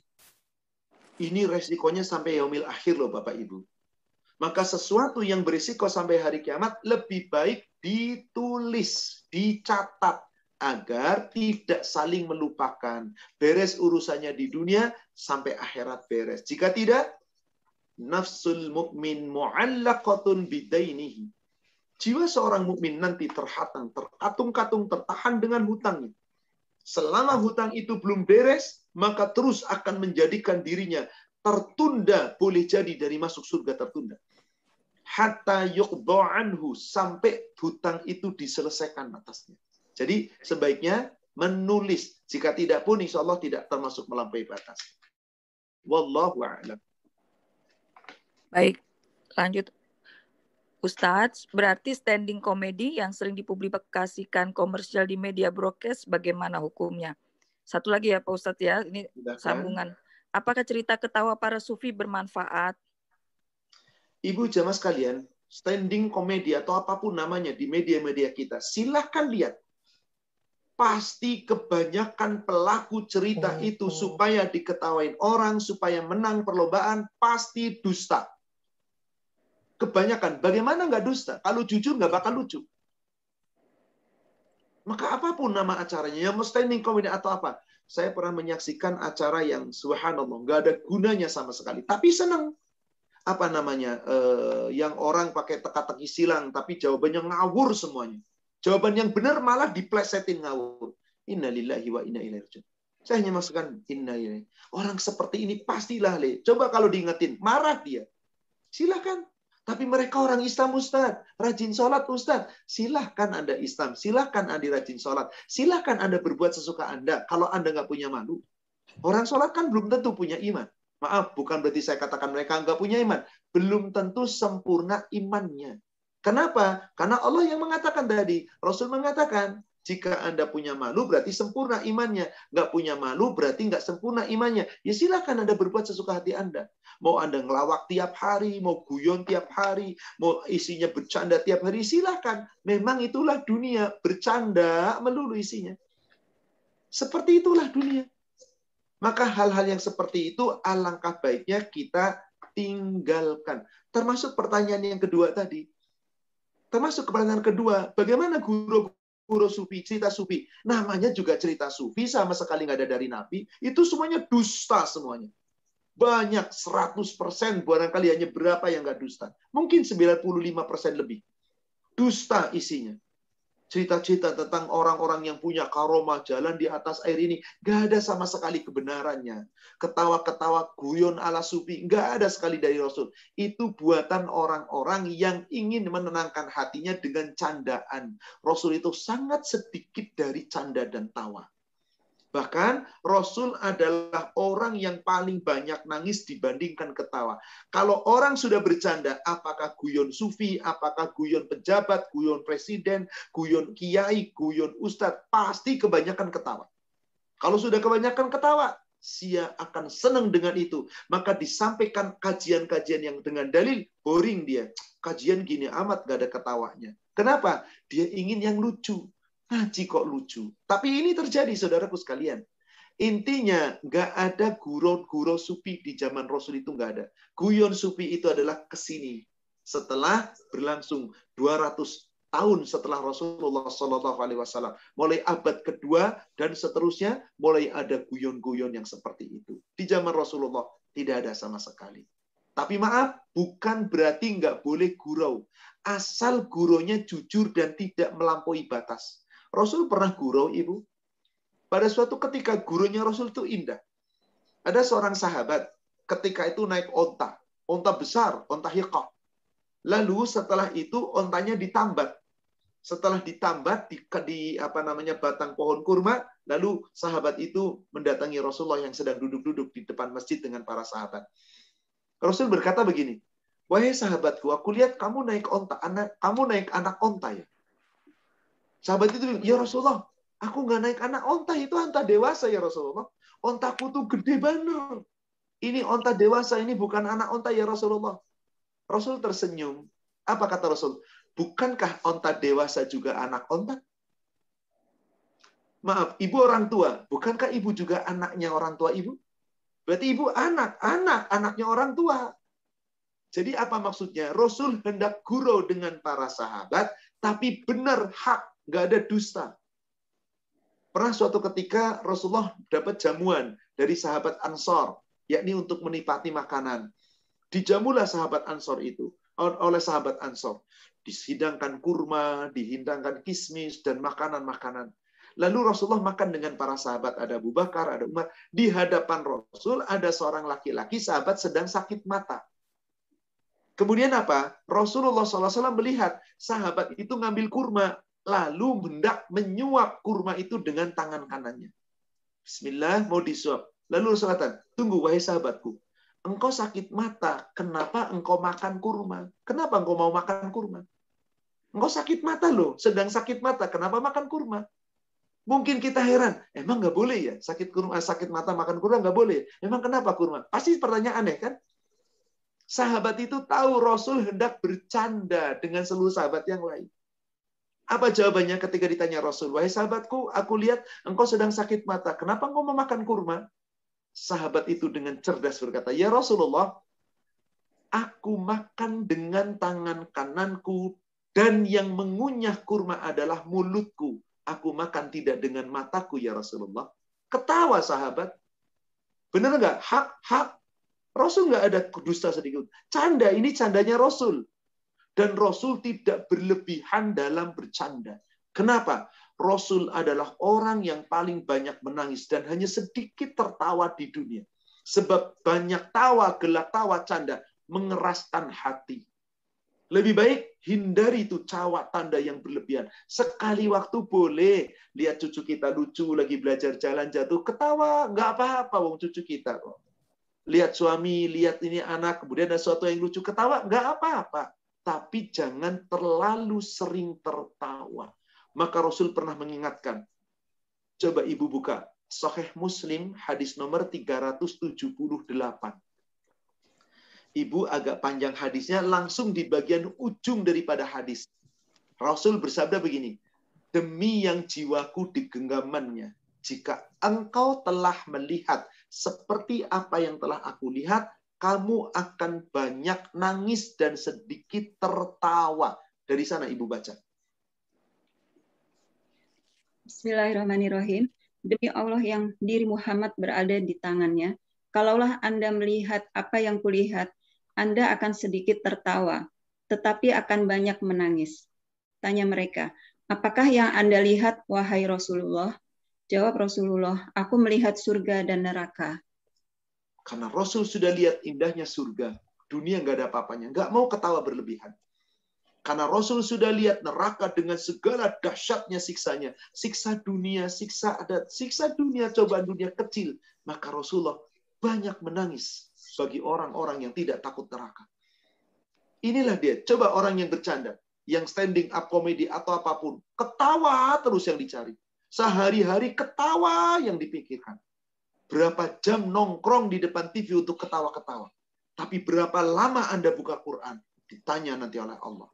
Yang jelas, para sahabat mendengar hadis ini menangis. Abu Bakar bercucuran air matanya. Rasul sampai bersumpah loh, Bu.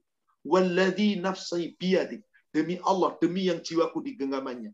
Lau ra'aitu ma ra'aitu labahiktum qalila wa labakaitum katsira. Sekiranya kamu telah lihat seperti apa yang telah aku lihat, kamu banyak nangis dan kamu sedikit tertawa. Kalau sedikit tertawa berarti sedikit gurau. Memang dunia itu gurau dan canda. Tapi ingat kata Allah, akhirat itu kehidupan yang sebenarnya.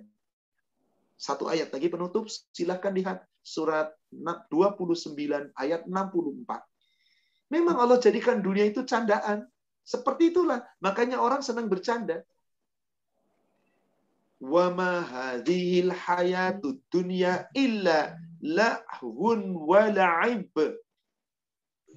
Kehidupan dunia itu hanya senda gurau, main-main kata Allah. Wa inna darul akhirah lahiya hayawan. Dan sesungguhnya negeri akhirat itulah sesungguhnya kehidupan. Lau kanu ya'lamun, jika mereka mengetahui, maka dunia nggak ada apa-apanya. Nggak akan sibuk dengan canda gurau senda. Yang nggak manfaat pasti akan ditinggalkan. Karena sadar akhirat itulah yang lebih baik. Dan itulah kehidupan yang sesungguhnya dibandingkan dunia jika mereka mengetahui. Wallahu a'lam. Silakan berikutnya. Assalamualaikum Pak Ustadz. Bagaimana caranya supaya kita mempunyai waktu bermanfaat untuk agama dan keluarga? Syukron Pak Ustadz. Dengan niat yang sungguh-sungguh. Dan terus kita belajar ilmu agama. Dan cobalah perbanyak kita mengingat Allah dengan mengenang bagaimana dahsyatnya neraka, bagaimana nikmatnya surga. Sekali waktu cobalah kita merenung diri kita. Renungkan diri kita, yakni kita merenung tentang apa yang telah kita perbuat. Jangan sampai nanti kita menyesal. Artinya apa? Ketika kita merenung terhadap diri kita sendiri, insya Allah nanti kita bisa akan menjadi sadar. Cobalah sekali waktu kita merenung. Bekal yang sudah kita miliki untuk hari akhirat cukup apa tidak? Lalu kita merenung, dosa-dosa kita itu kira-kira Allah ampuni atau tidak? Lalu kita merenung, apakah selama ini kata-kata sudah baik atau tidak? Lalu kita merenung, ibadah kita sudah cukup belum ya? Salat kita bagaimana? Baca Quran gimana? Cobalah renungkan diri kita. Insya Allah kalau terus kita merenung, maka muhasabah merenung diri bisa menyebabkan seseorang hatinya menjadi lembut. Membaca Quran itulah yang melembutkan hati. Orang kalau sudah banyak biasa baca Quran dan hadis, demi Allah, itu yang namanya gurau dan canda, udah nggak bakal terpikir lagi. Kalau toh ada orang berkata bercanda, ya sekedar senyum lalu berlalu, sudah nggak akan menanggapi orang seperti itu. Kenapa? Hatinya sudah terpaut dengan zikrullah, karena Allah menjaganya. Maka barang siapa yang senantiasa ingat Allah, maka Allah pasti akan menjaganya dimanapun. Baik dikatakan dalam keadaan lakap, sepi, dalam keadaan rame, Allah pasti akan menjaganya. Maka awalilah banyak-banyak kita zikrullah. Banyak-banyak zikrullah. Kalau kita banyak zikir kepada Allah, insya Allah Ibu, ini yang namanya hati itu menjadi nikmat. Karena memang Allah memberikan jaminan. Bukankah dengan kita banyak mengingat Allah, Allah akan banyak mengingat kita? Bukankah dengan kita banyak zikir kepada Allah, Allah pun akan menyebut nama kita? Dimanapun kita berada, Allah janji itu.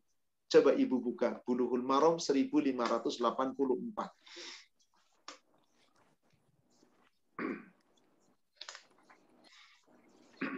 1584.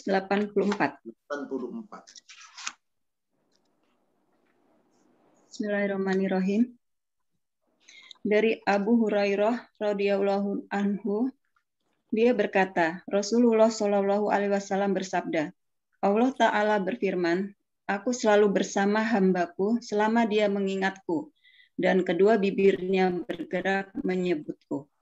Cobalah Ibu, banyak-banyaklah kita zikrullah. Zikir-zikir mutlak kita bisa baca apa saja. Setelah sholat fardu 5 waktu, jangan tinggalkan zikir. Pagi dan petang, jangan tinggalkan zikir. Ada kesempatan kita baca Quran, meskipun hanya 1 halaman, 1 lembar, jangan tinggalkan. Insya Allah, kalau kita sudah melatih seperti ini, semoga hati kita menjadi lembut dan terpaut dengan zikrullah. Allah berjanji di sini.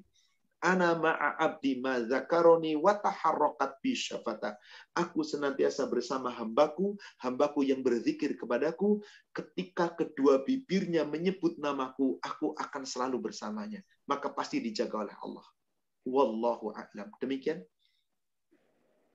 Baik, lanjut Pak Ustadz. Pak Ustadz, bagaimana dengan prank, yaitu kegiatan bercanda yang memainkan emosi orang, yang dituju, yang banyak dilakukan untuk sebuah konten di media sosial, misalnya YouTube? Begini Bapak Ibu, mau YouTube, mau Instagram, mau konten apapun, silakan aja Anda berbuat sesuka hati Anda. Tapi adakah manfaatnya? Prank itu kan ngagetin orang. Iya. Bisa untuk ketawa, bikin orang kaget, bisa jadi orang marah. Subhanallah. Seorang muslim yang paling baik adalah yang bisa membawa manfaat untuk orang. Yang seperti itu, maaf Bu, kebanyakan orang pasti pengen terkenal. Setelah masuk ke YouTube, pasti ngomong, subscribe ya, pengen dapat pujian. Padahal Allah sangat benci kepada orang yang gila pujian. Maka ketika di dunia seperti itu amalnya, hanya buat konten-konten yang sia-sia, ngeprank orang itu, ya itulah yang dikehendaki. Akhirnya apa? Dia dapat pujian. Wih, hebat ya, YouTube-nya di-subscribe sampai 5 juta orang loh. Dalam 1 hari, ya pujian manusia, tepuk tangan. Adakah manfaat dari Allah? Tidak. Itulah ciri orang munafik, kata Allah. Senang dipuji orang, senang ditepukin tangannya orang, tapi hakikatnya dia itu di hadapan Allah kayak benda mati aja. Gak punya amal ibadah yang cukup untuk akhiratnya. Hanya sibuk dengan urusan dunia. Allah telah menyatakan itu, saudaraku sekalian. Dan nggak ada gunanya. Kenapa? Ngagetin orang, nakutin orang. Tapi kalau memang itu dilakukan dalam rangka kegembiraan dengan keluarga. Misal, contoh, saya pernah dikerjain juga oleh anak saya. Dikerjain dalam rangka kata ketawa. Nggak ada masalah. Saya yakin anak saya pun mungkin lihat dari satu. Kenapa, Pak? Tahu papahnya itu memang ya nggak bakal marah kalau udah gitu. Dan saya pun tahu anak saya hanya bercanda. Papa sini, Pak, sini, Pak. Lagi kumpul, ada istri, ada menantu, ada anak. Ada apa nih? Rupanya semua udah dikasih tahu. Nanti papa pulang deh. Karena pas saya lagi kajian, mereka sudah bercanda di ruangan tengah. Begitu selesai kajian, ada waktu saya ikut bergabung, dan seterusnya. Ini Pak, ada ini nih. Ada apa? Saya sama sekali nggak kepikiran kalau itu mau ngeprank saya. Tapi insya Allah ini bagian dari syar'i. Dan ini boleh. Tidak sampai melampaui batas. Jadi dia membuat suatu botol, lalu diisi air agak sedikit penuh, kemudian dia masukkan sesuatu. Katanya apa? Nanti kalau dilihat Pak akan begini-begini. Saya nggak kepikiran sama sekali. Semua orang-orang membuat saya penasaran. Oh iya loh, oh iya. Oh iya ada, oh iya ada. Saya penasaran. Ada apaan? Masih cuma air kayak gitu aja kok. Akhirnya saya intip. Rupanya anak saya mencet botolnya. Cet, akhirnya muncul ke saya. Saya ketawa. Oh ini bercanda. Maafin ya Pak, maafin Pak, cuma bercanda. Nggak apa-apa. Nah, inilah kedekatan keluarga. Nggak ada masalah. Prank bukan. Prank itu. Tapi bukan untuk jadi konten. Bukan untuk pamer kepada orang. Sudahlah keluarga saja setelah itu. Dan jangan berlebihan. Ingat, sering tertawa itu membuat hati keras. Sering tertawa itu membuat hati mati. Karena yang paling baik itu kita justru nangis, saudaraku sekalian. Demi Allah, kalau kita tahu betapa dahsyatnya neraka, banyakkan nangisnya, kata Rasul. Tapi kenapa banyakkan ketawanya? Karena ngeprank terus itu tadi, Bu. Jadi intinya, mereka adalah orang-orang yang beramal, tapi untuk dipertontonkan, untuk dipamerkan. Ya itulah yang didapatkan. Dapat apa dari Allah? Anda dapat subscribe 1 miliar oleh manusia, nggak dapat apa-apa dari itu. Ditinggalkan, silakan. Silakan nanti di akhirat minta pahala sama orang-orang yang subscribe sama Anda. Coba Ibu buka di kitab Sahih Muslim 2506.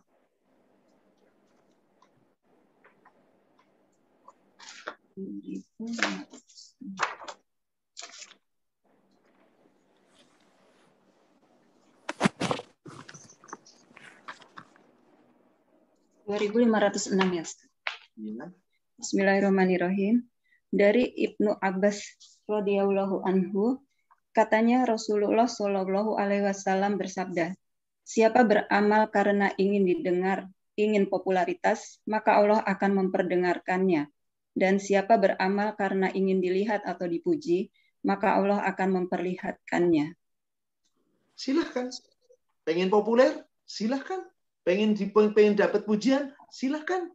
Pengen minta di-subscribe? Silahkan. Semua itu Allah perlihatkan di dunia. Silahkan nanti minta sendiri kepada orang yang memujinya. Minta pahalanya kepada mereka.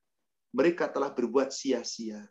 Seorang muslim pantang untuk berbuat itu. Wallahu a'lam. Demikian. Baik, ada 2 pertanyaan yang kurang ada korelasinya. Saya lanjut. Assalamualaikum Pak Ustadz. Bagaimana hukumnya ada ustadz yang ceramah sambil bernyanyi dan bercanda? Ustadz itu dipersilahkan. Silahkan Anda ceramah sambil nyanyi dan canda. Pernahkah para sahabat ceramah dengan nyanyi dan canda? Pernahkah Rasulullah dengan nyanyi dan canda? Pernahkah Rasul bercanda dalam urusan ceramah? Itulah dia negara kita ini. Dan memang siapapun boleh berceramah. Bahkan makin lucu ceramahnya, makin digandrungi orang. Silahkan. Subhanallah. Agama bukan candaan. Ini serius. Ini untuk surga kita nanti di akhirat. Atau neraka kita nanti di akhirat. Demi Allah, bagaimana mungkin akan bercanda? Kecuali suatu ketika ada canda. Nggak ada masalah. Maaf, tadi saya bercanda dengan ibu, dengan jamaah, dengan bapak.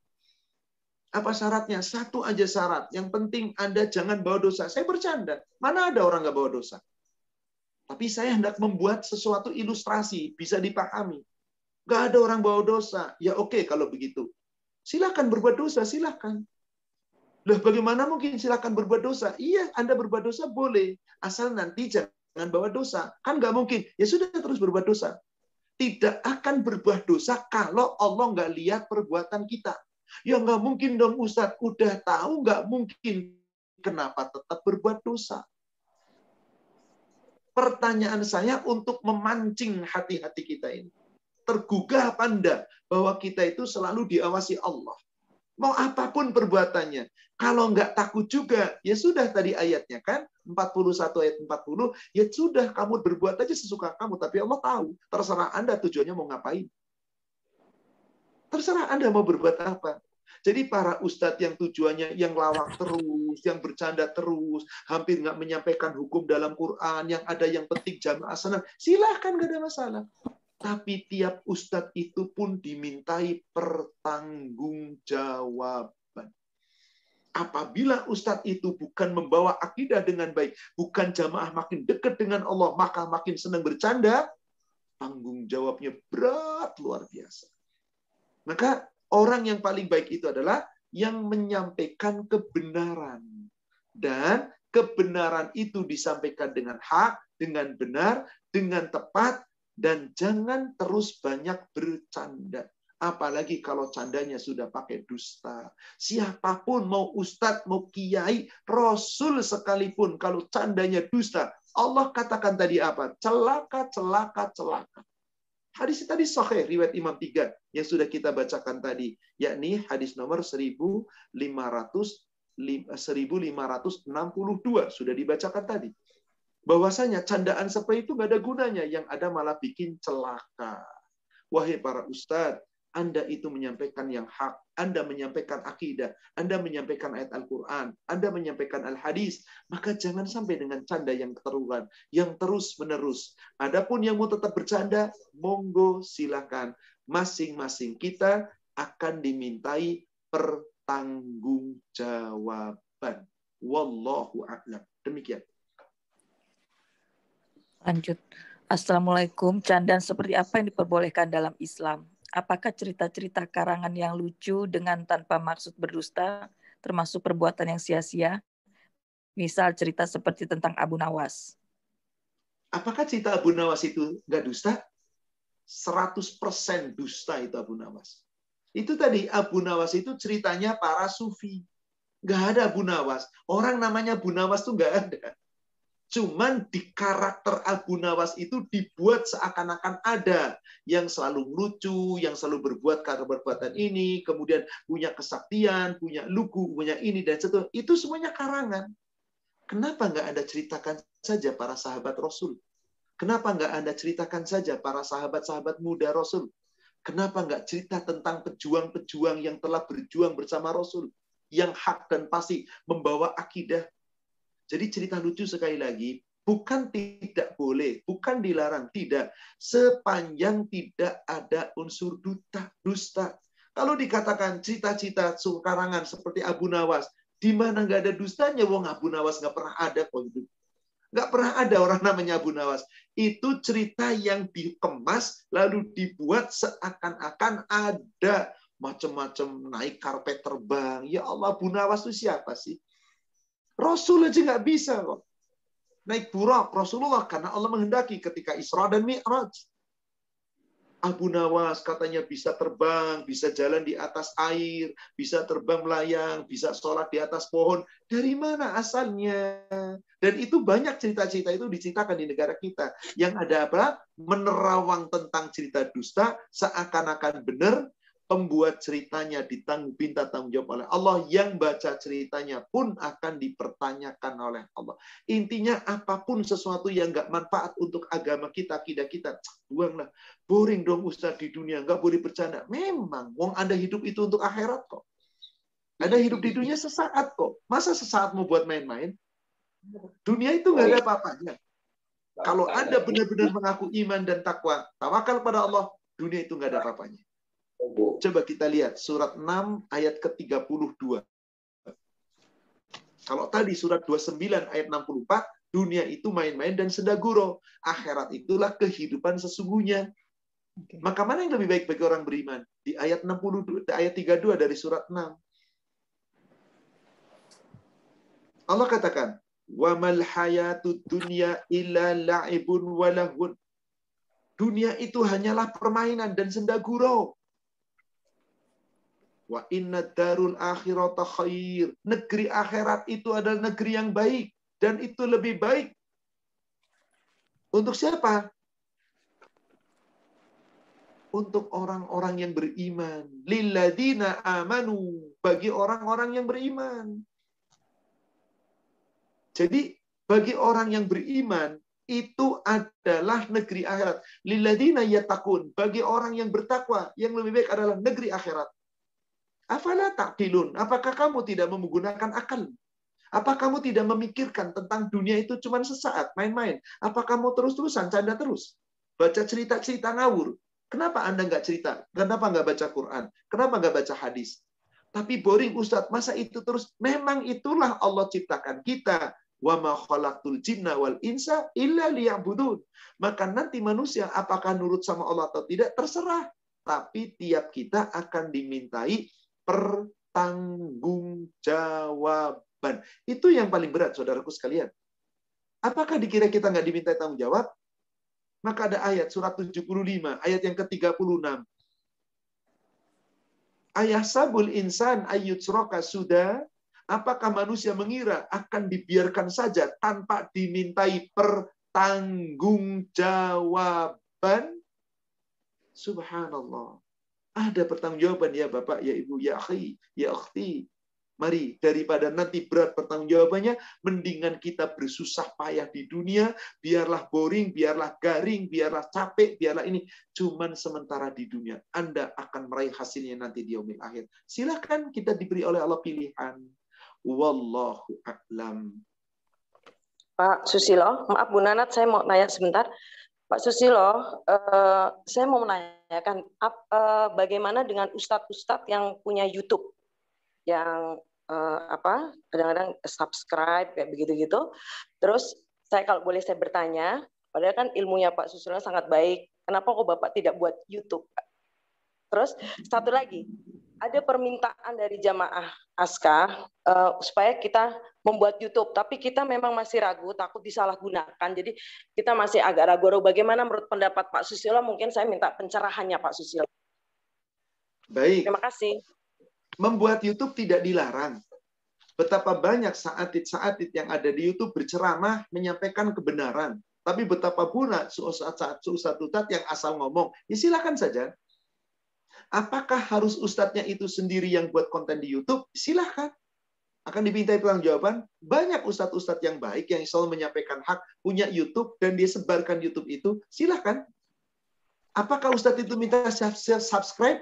Yang saya tahu, yang saya kenal, mereka tidak pernah minta subscribe. Yang minta subscribe itu adalah yang menyebarkan YouTube-nya. Silakan Ibu perhatikan. Ustadz-ustadz yang punya YouTube sendiri.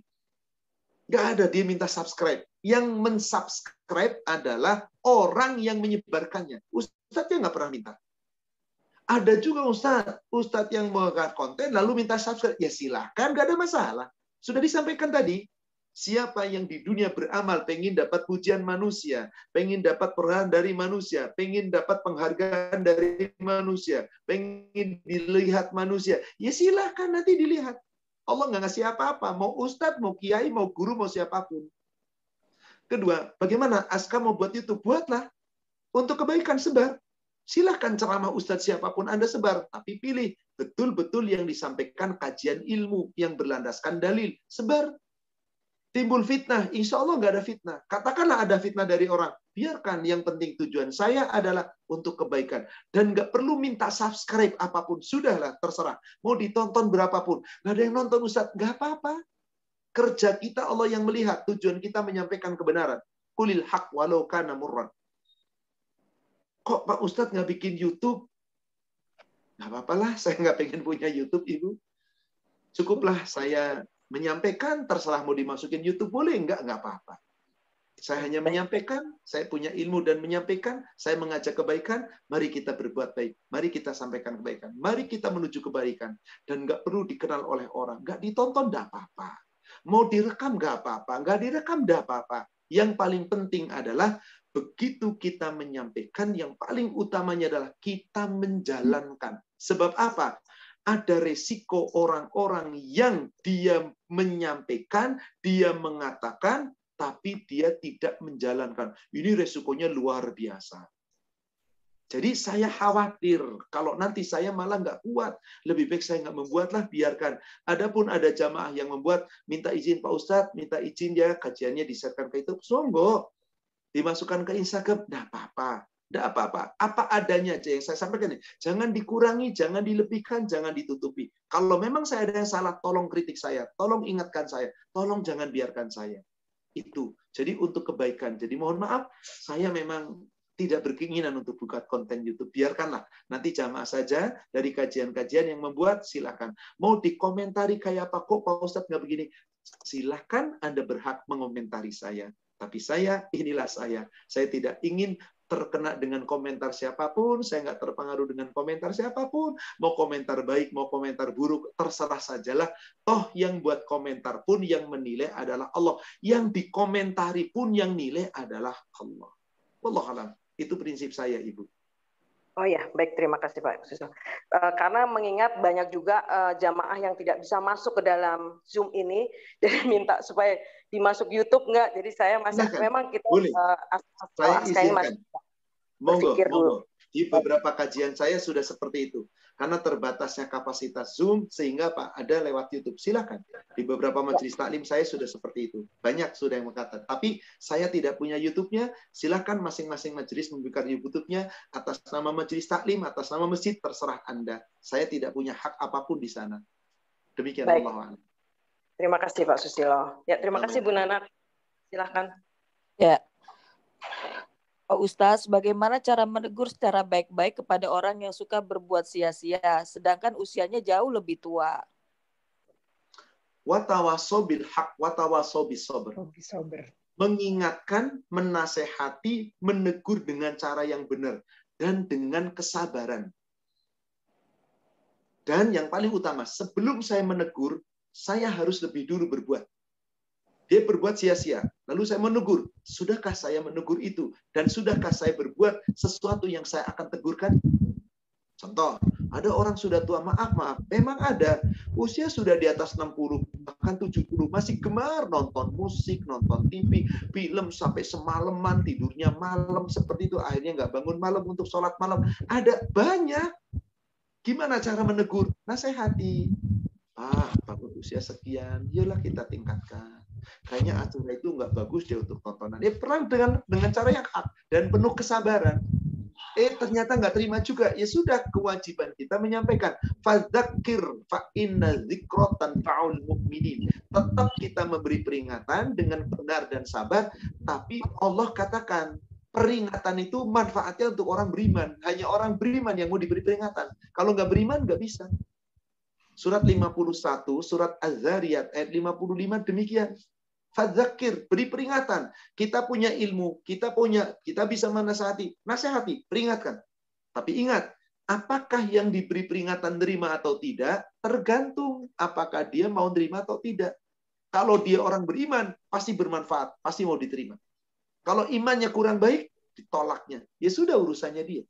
Maka dikatakan di ujung ayatnya, fa inna dzikra tanfa'ul mu'minin. Sesungguhnya peringatan itu bermanfaat hanya untuk orang-orang beriman. Artinya orang beriman itu kalau dikasih peringatan, dia terima kasih, dia nurut dan dia berubah. Tapi kalau tidak sempurna imannya, dikasih peringatan, boleh jadi marah, boleh jadi ngeyel dan yang lainnya.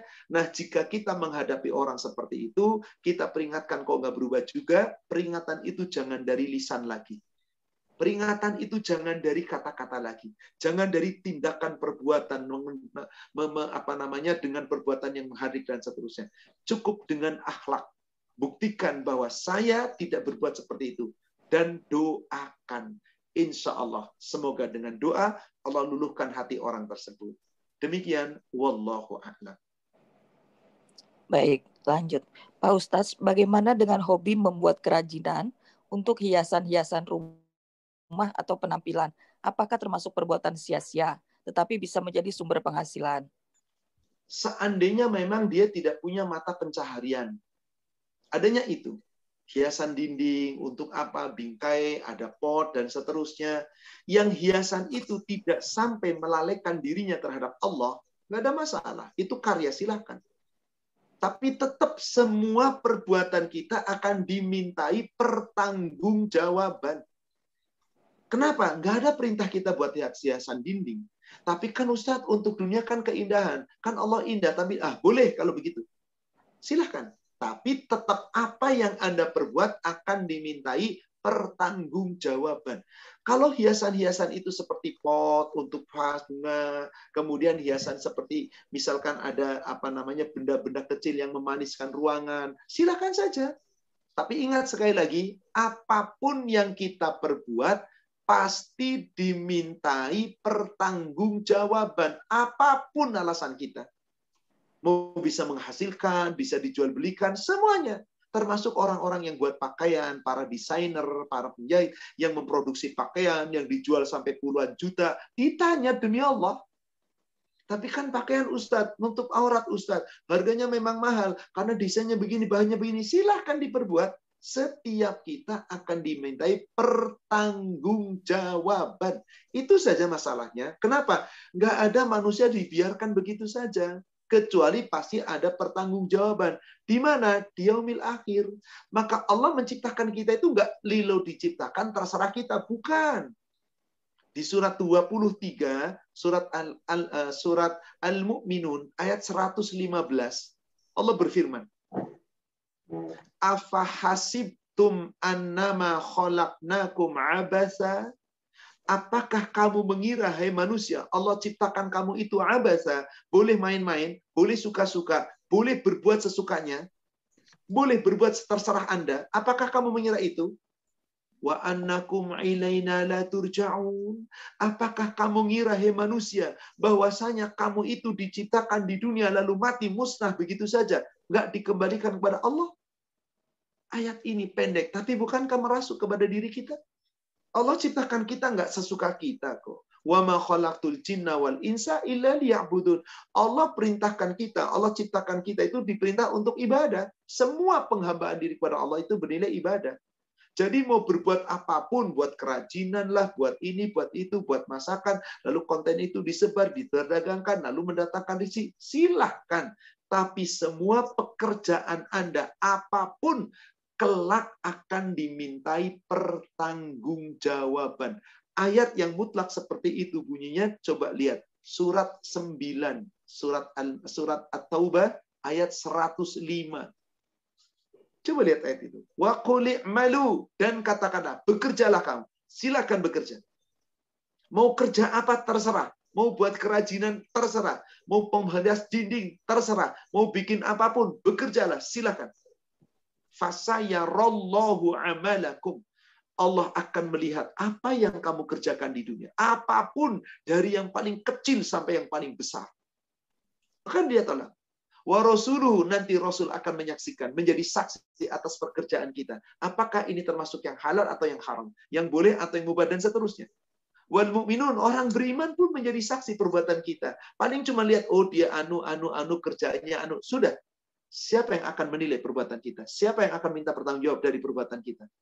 Ujung ayatnya, wasaturadduna ila alimil ghaibi wasyahadah fayunabbi'ukum bima kuntum ta'malun.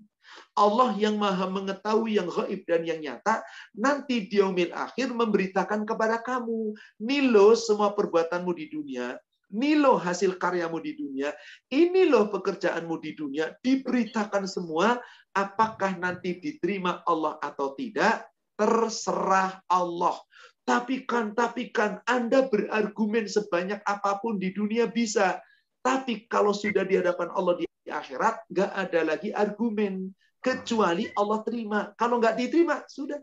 Meskipun ngeyel kayak apa, nggak bisa. Surat 75, surat Al-Qiyamah ayat 13 sampai ayat 15. Nanti yang Allah katakan tadi, diberitakan pada hari kiamat, apa yang kamu kerjakan? Allah katakan di ayat 13. Yunabba'ul insan yauma idzin bima qaddama wa akhar. Seluruh manusia siapapun, mau ustadz, mau kiai, mau guru agama, mau penjahat, mau pezina, mau orang baik, mau orang jahat, mau koruptor, siapapun akan diberitakan oleh Allah semua yang telah dia lakukan di dunia. Yang baik, yang buruk, yang dikerjakan, yang dilalaikan, semua. Nih punyamu. Nih, tadi sudah saya sampaikan di surat Qaf, surat 50. Yang kita uraikan tadi dari ayat ke-21 terus sampai ayat 23. Lalu dikatakan apa? Kata Allah di sana, balil insan ala nafsihi basira.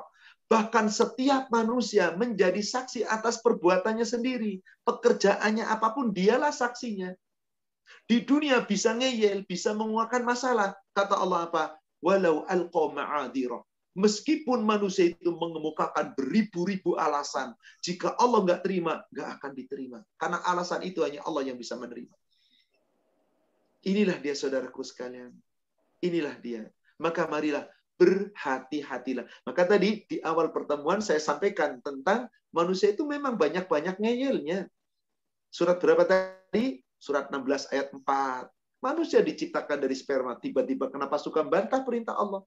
Surat 18 ayat 54. Sudah disampaikan ayat Allah berulang-ulang. Disampaikan hadis sudah berulang-ulang. Diperingatkan. Tapi memang manusia itu banyak sekali membantah. Apakah kita ingin termasuk orang yang seperti itu? Na'udzubillah. Semoga kita termasuk orang yang sami'na wa ata'na. Wallahu a'lam. Pak Ustadz, masih ada waktu, Pak Ustadz. Saya beri kesempatan 2 penanya lagi. Baik, Pak Safrudin Jalil mau bertanya yang resen. Afwan Pak Ustadz, saya. Silakan. Ya, Assalamualaikum warahmatullahi wabarakatuh. Afwan Ustadz, mungkin hanya ini aja, usul saja. Ini juga kakak-kakak saya juga pada ini mengatakan bahwa tidak bisa masuk karena sudah melebihi 500 partisipan gitu. Jadi mohon mungkin bisa kiranya Ibu admin bisa menjadi 1000 begitu. Itu aja Ustadz. Terima kasih banyak. Barakallahu fi. Jazakallah khair. Wa fiki barakallah wa jazakillahi khairan. Semoga usulan dari jamaah bisa diterima oleh admin. Silahkan nanti admin jika membuka lebih banyak lagi, tentu manfaatnya lebih banyak. Insya Allah menjadi pahala jariah untuk semuanya. Silahkan nanti insya Allah semoga admin bisa memperbaiki. Ya, amin. Insya Allah Ibu.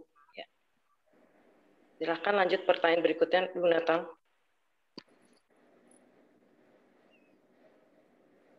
Satu penanya lagi, silahkan. Pak Ustadz, bagaimana kiat-kiat menghilangkan hawa nafsu kita yang kadang-kadang tidak terkendali? Syukron, Ustadz. Tidak ada manusia yang nggak punya hawa nafsu ya, pasti punya. Tapi bagaimana sih kiatnya? Kita perlu ketahui, hawa nafsu itu letaknya di mana sih? Di sini. Fi sadrik. Di dalam dadamu, di dalam hatimu. Berarti bagaimana kiatnya kita mengendalikan hawa nafsu kita? Jaga hati kita. Bukan dengan nyanyi, jagalah hati, jangan kotori. Enggak, pintar nyanyi belum tentu dia bisa menjaga. Konsekuensi menjaga hati itu adalah perbuatan kita. Awali dengan doa. Kenapa? Hawa nafsu itu di sini. Akhlak kita diawali dari sini. Kata-kata kita dari sini. Perbuatan kita dari sini. Amal-amal kita pun dari sini. Maka penyakit hati itulah penyakit paling buruk. Rasul yang akhlaknya paling top, nggak ada yang bisa mengalahkan akhlaknya Rasul. Satu-satunya manusia yang dipuji akhlaknya paling agung, dia adalah kekasih kita, Nabi kita, Muhammad Rasulullah SAW. Di surat Al-Qalam, surat 68, ayat yang keempat. Wa innaka la'ala khuluqil azim. Engkau wahai Muhammad benar-benar memiliki akhlak yang sangat agung. Karena Rasul selalu taat sama Allah, nggak pernah membangkang. Lalu bagaimana Rasul yang mulia akhlak seperti itu? Tetap berdoa, awali dengan doa. Bagaimana doanya? Ibu bisa lihat di kitab Bulughul Maram, hadis nomor 1543. Hadis sahih riwayat Imam At-Tirmidzi dan Imam Hakim dari sahabat Qutbah bin Malik. Ibu bacalah doa ini. Bacalah doa ini. Allahumma jannibni munkaratil akhlak. Coba Ibu baca dalam bahasa doanya, dalam bahasa Arabnya, dari dalam kurung yang dicetak tebal. Yang di atasnya, terjemahnya di bawah, nomor itu di bawah, Ibu baca yang di atasnya. Allahumma jannibni. Allahumma janniti munkaratil akhlak wal a'mal wal ahwa wal adwa. Ini. Allahumma jannibni munkaratil akhlaq wal a'mal wal ahwa wal adwa. Ini doa Rasul yang banyak beliau minta sama Allah. Allahumma wahai Allah, jannibni, jauhkanlah aku. Munkaratil akhlaq, dari segala keburukan-keburukan akhlak. Wal a'mal, dari keburukan amal-amal. Wal ahwa, jauhkan aku dari keburukan hawa nafsu. Wal adwa, dari segala penyakit-penyakit. Bukankah penyakit buruk dalam hati kita? Lalu bagaimana agar hati kita berpaling kepada ketaatan? Nanti bisa dilihat doa Rasulullah yang Rasulullah ajarkan kepada sahabat namanya Abdullah. Hadisnya di nomor 2278 Sahih Muslim. 2278 Sahih Muslim. Rasulullah 2278. Rasul bersabda, "Inna quluba bani Adam." Sesungguhnya hati-hati anak Adam itu seperti apa? Baina isba'aini min asabi'ir rahman. Seperti berada di dalam jari jemarinya Allah. Kaqalbin wahidin. Hanya seperti satu hati saja. Yusarrifuha haitsu yasha. Allah mampu memalingkan hati manusia itu terserah apa yang Allah kehendaki. Kadang kita taat, kadang kumat, kadang baik, kadang ibadah rajin, kadang-kadang malas. Seperti itulah manusia. Seperti itu dibolak-balik. Maka doa Rasul apa di situ? Allahumma musarrifal qulub, sarrif qulubana ala ta'atika.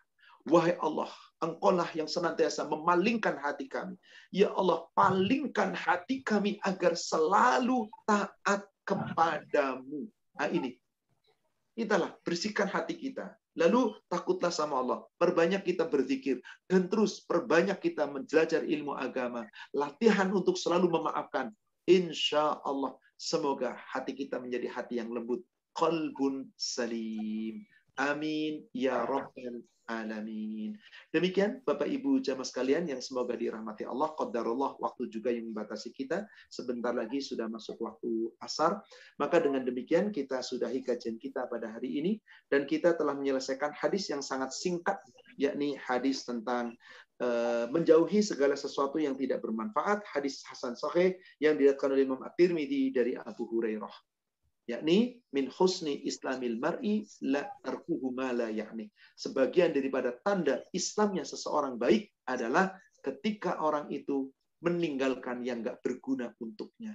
Demikian kita insya Allah dipertemukan kembali di waktu yang akan datang dengan kajian yang lainnya di masih kitab yang sama. Semoga Allah meridhoi kita, Allah merahmati kita, dan Allah mengampuni kesalahan dan dosa-dosa kita. Mari Ibu Bapak jemaah sekalian kita tutup dengan doa kafaratul majlis.